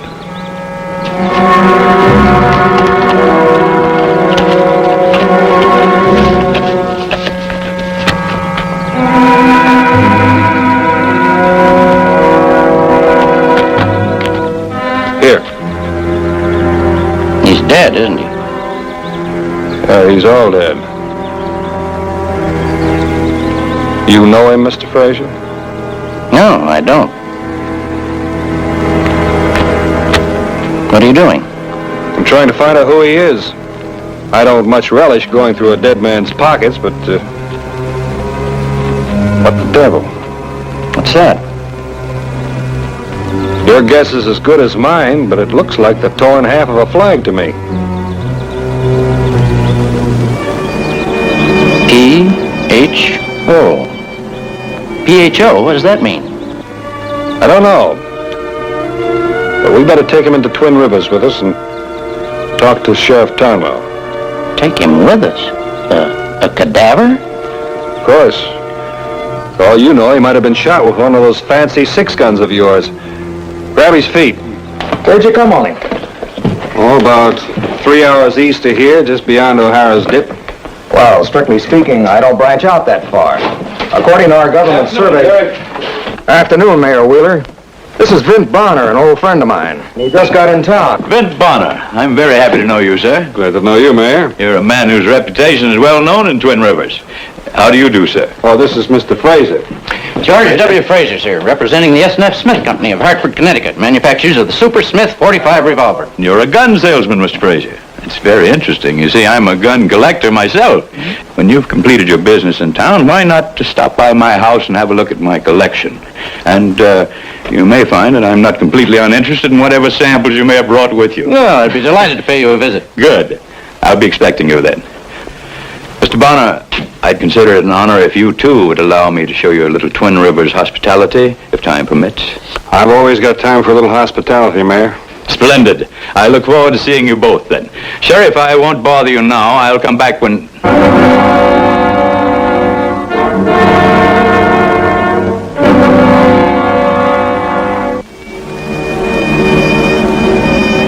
Well, what is this? Matter of fact, it's the main reason I'm here. That and the dead man I found lying on top of it. Dead man? Someone from Twin Rivers? Nobody I ever saw before. I never saw that before, neither. Does it mean anything to you, sir? Well, I should say, gentlemen, it's merely a guess, you understand. It's a fragment of the Beauregard flag. Beauregard flag? You mean the Confederate flag? Yes, sir. A battle flag designed by General Beauregard after the Battle of Manassas to supplant the original Confederate flag because of its confusing similarity to the Union flag. I'm sorry. I'm sure you gentlemen have more important things to do than listen to a recital of useless information. Mr. Bonner, Mr. Fraser, I shall look forward to seeing you both at your convenience. Yes, sir, Mayor.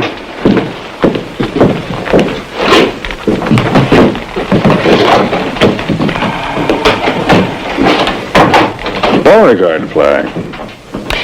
Was Mayor Wheeler from the South, Sheriff? I don't know where he's from, Mr. Fraser. Only know he showed up in town just before the end of the war. Opened a general store, he worked hard. Town elected him mayor about 2 years ago. Seems like a good man. He sure is. What are you thinking about, Mr. Fraser? Nothing. Just wondering. Seem to know so much about a Confederate flag. What does that mean? Doesn't mean a thing. Did say something about the Battle of Manassas. Well? That's southern talk. Up north, they call it the Battle of Bull Run. By golly, that's right. You got a flowery way of talking. Well, I like a mystery, but I came here to sell guns, and I better get on with it before the company decides it's a mystery why they hired me. I'll be seeing you around town before I pull out. All right. Well, I better get on with buying the supplies I came for. It's all yours, Sheriff. The body, Confederate flag, and the Battle of Bull Run.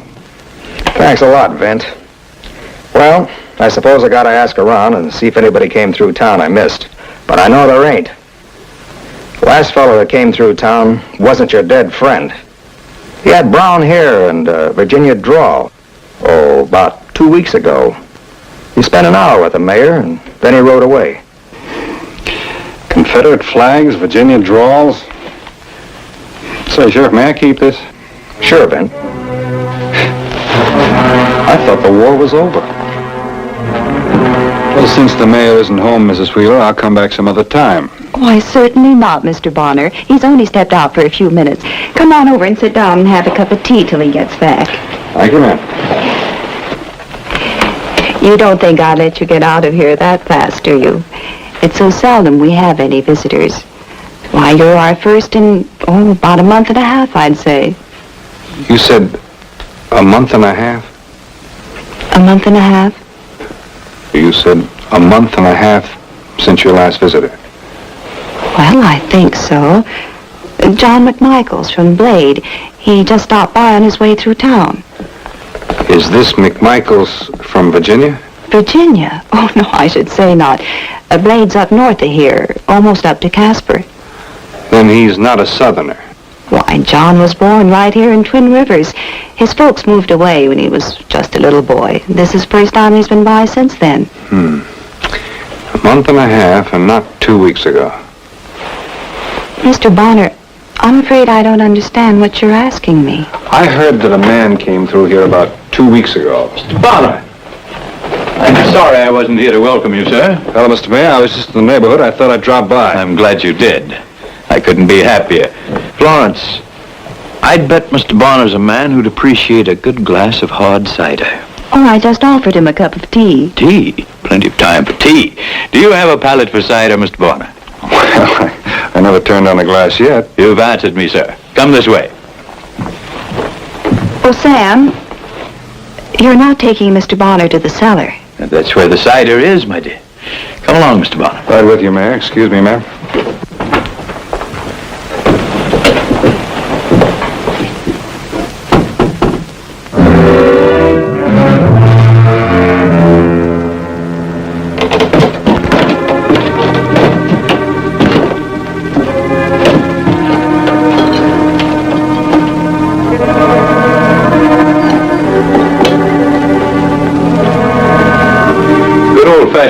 outsiders not easily come by these days, Mr. Bonner. That's right, Mayor.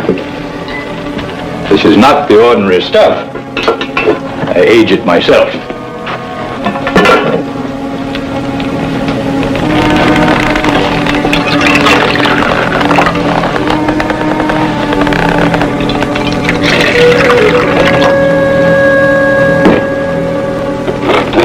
Mr. Bonner? Thank you. A very good health, sir. And yours, sir.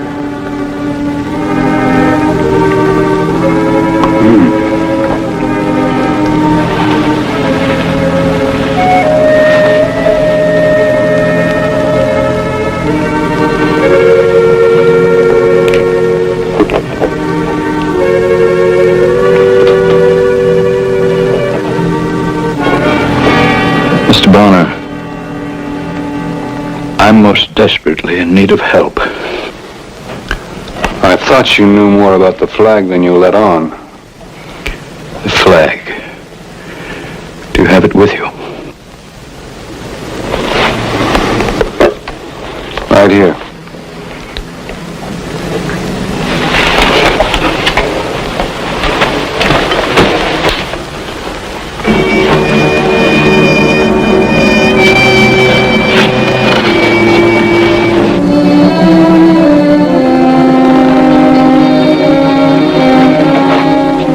May I, sir?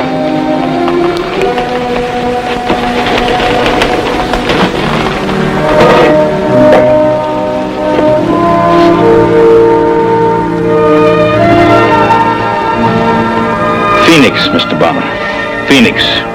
From our ashes, the South shall rise again. What is Phoenix? And who are you? I'll tell you, because I need your help. It's a strange story, Mr. Bonner. Won't you sit down?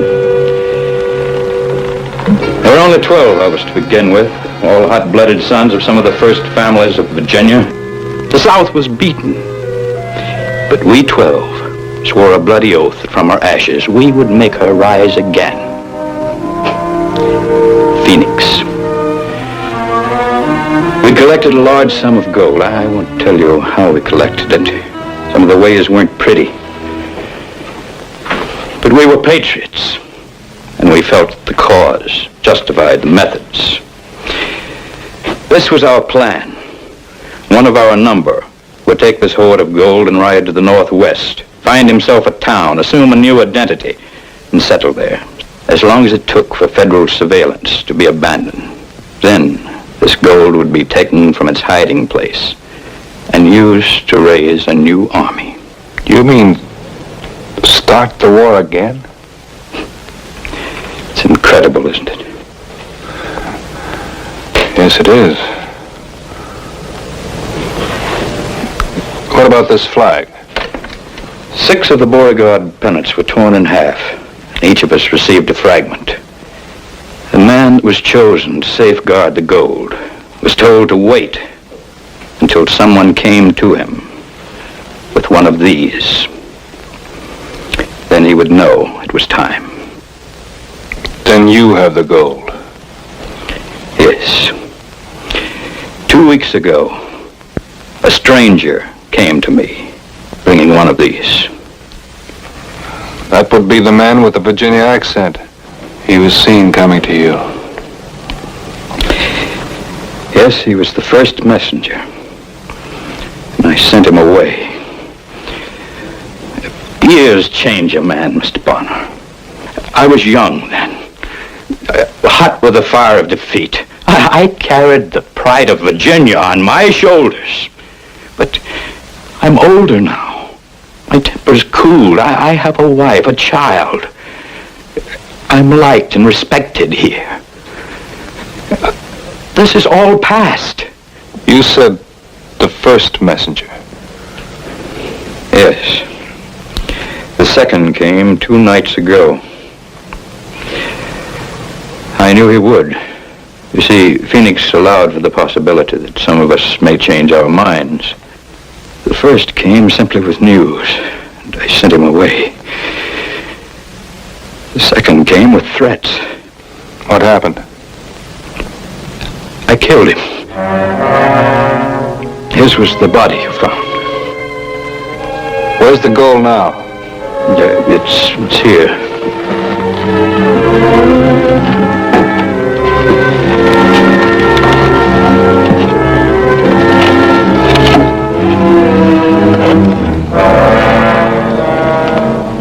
Untouched, intact.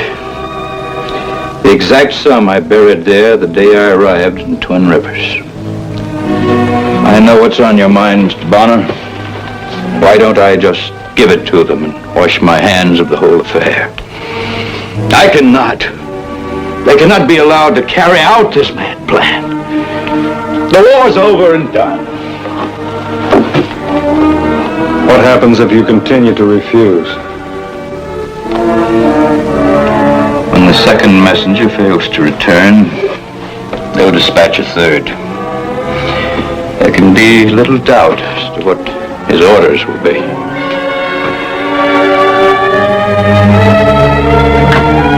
How do you do? How do you do? My name is Frazier. Mayor Wheeler asked me to stop by. Oh, just a minute. Sam, do you want to talk to Mr. Frazier? Frazier? He says you asked him to stop by. Oh, yes, the gun salesman. Yes, Florence, please ask him to come in. Won't you come in, Mr. Frazier? Thank you, ma'am. Mayor? Come in, Mr. Frazier, come in. Awfully nice of you to remember me. Well, if you two are going to talk about guns, I'll leave. It's no place for a woman. Why don't you sit down, Mr. Frazier? Thank you. But before I do, I'd like to show you one or two of our latest models. You might find something here that you'd like to add to your collection. Let's see. What have I got to show you? Yes. Single action.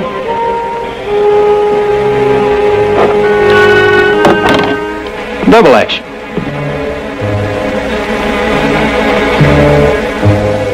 I'm afraid my collection is rather complete just now, Mr. Frazier. Doesn't have one of these, sir. This isn't everybody's gun, Mayor. This is special. A limited edition, manufactured under the strictest supervision. It's the only one I have with me, and I've been waiting for a person just such as you are, sir, to show it to. Have I guessed correctly, Mayor Wheeler? Are you intrigued? On behalf of the Phoenix, sir, I bring you greeting. You are the third messenger. I am the final messenger. You were informed, you were warned, and now it is the decision of the Phoenix that you be... I know you'd like a cup of tea, Mr. Frazier. Oh, yes, indeed. Thank you, ma'am. Just put your gun down over there and join us. And these guns? Would you mind, Sure. Mr. Frazier?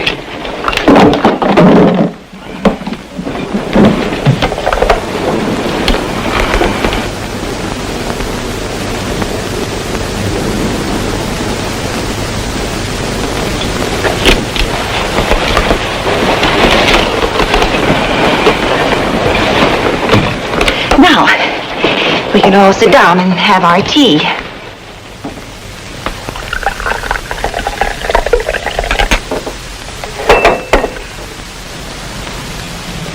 Oh, my goodness. What is it?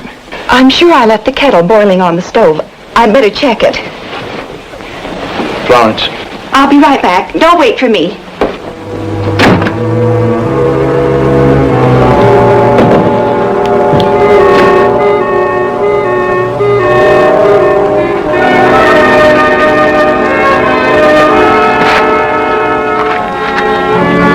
Oh, Mr. Bonner! Mr. Bonner! Mr. Bonner, that Mr. Frazier, he's in there with Sam. He's one of them. From the Phoenix? Yes, he's going to kill him. Oh, please come quickly. Afternoon, Mr. Bonner. Coming to see the mayor? That's right. Mrs. Wheeler, thank you for the hospitality. Good day. Sam, thank heavens. Thank heavens. You knew who he was. I know everything, Sam. About the flags, the gold, the messengers. What you've done, and what they've done to you. But I never told you about... I know. You've kept this secret all to yourself for all these years. That first messenger didn't know that. He told me everything. You see, I pretended not to know what you were talking about when you asked about the man with the Virginia accent. How was I to know who you were? Yes, ma'am, I see. Sam, I thought he'd killed you. No, dear. Not yet. They're remarkably fair-minded, my old comrades. They want to make absolutely sure that I'm guilty before they execute me.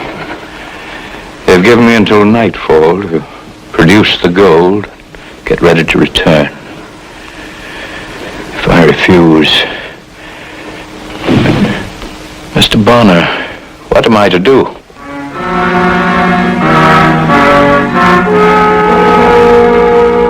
Mayor Wheeler, I wonder if you'd loan me your Beauregard flag for a while.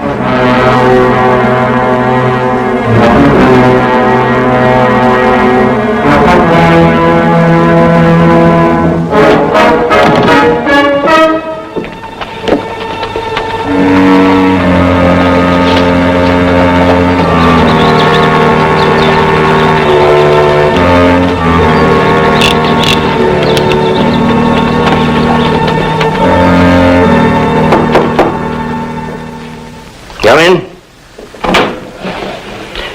Welcome, Mr. Bonner. Oh, Mr. Fraser? Bang, bang. Let me pour you a drink. Thanks, I like that.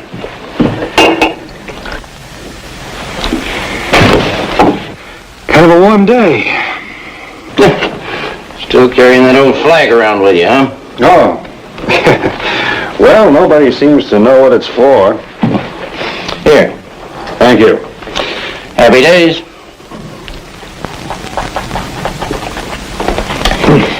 Guess we'll never find out who that dead man was.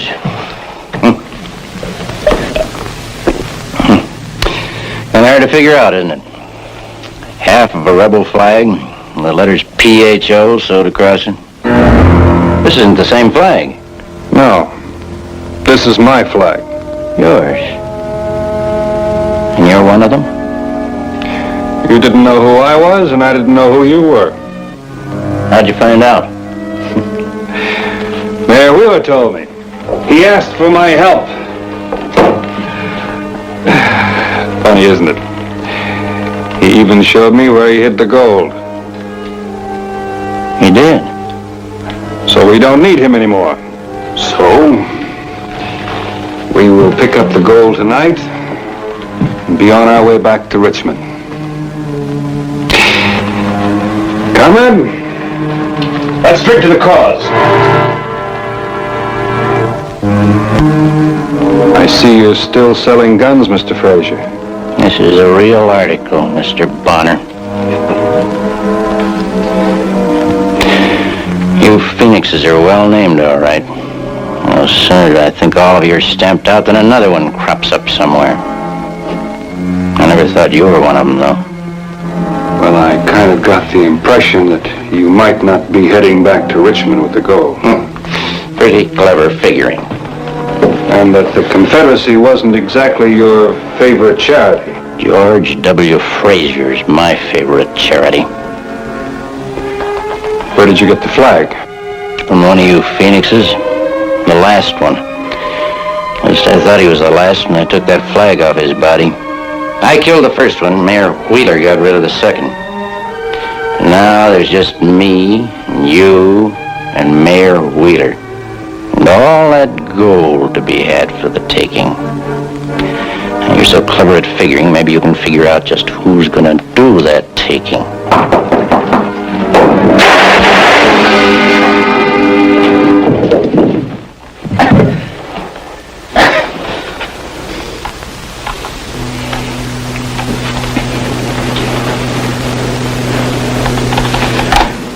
I came here to kill him myself and give myself up. I couldn't go on living in fear of what they may do. You have nothing to worry about, Mr. Mayor. You're the last one left. What about the other messenger? Fraser killed him. He himself was just a drifter who heard about a good thing and came for the gold. Then it's finished? Mr. Bonner, I can't can't tell you how relieved I am. Now I think I'd better go and turn myself over to Sheriff Townell. We both have something to talk to the sheriff about, but what about the gold? Yes?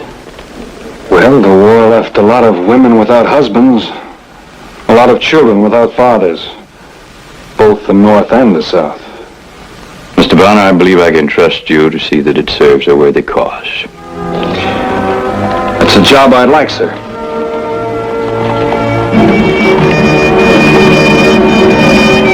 As Mr. Lincoln said, to bind up the nation's wounds and care for him who shall have borne the battle, and for his widow and his orphan.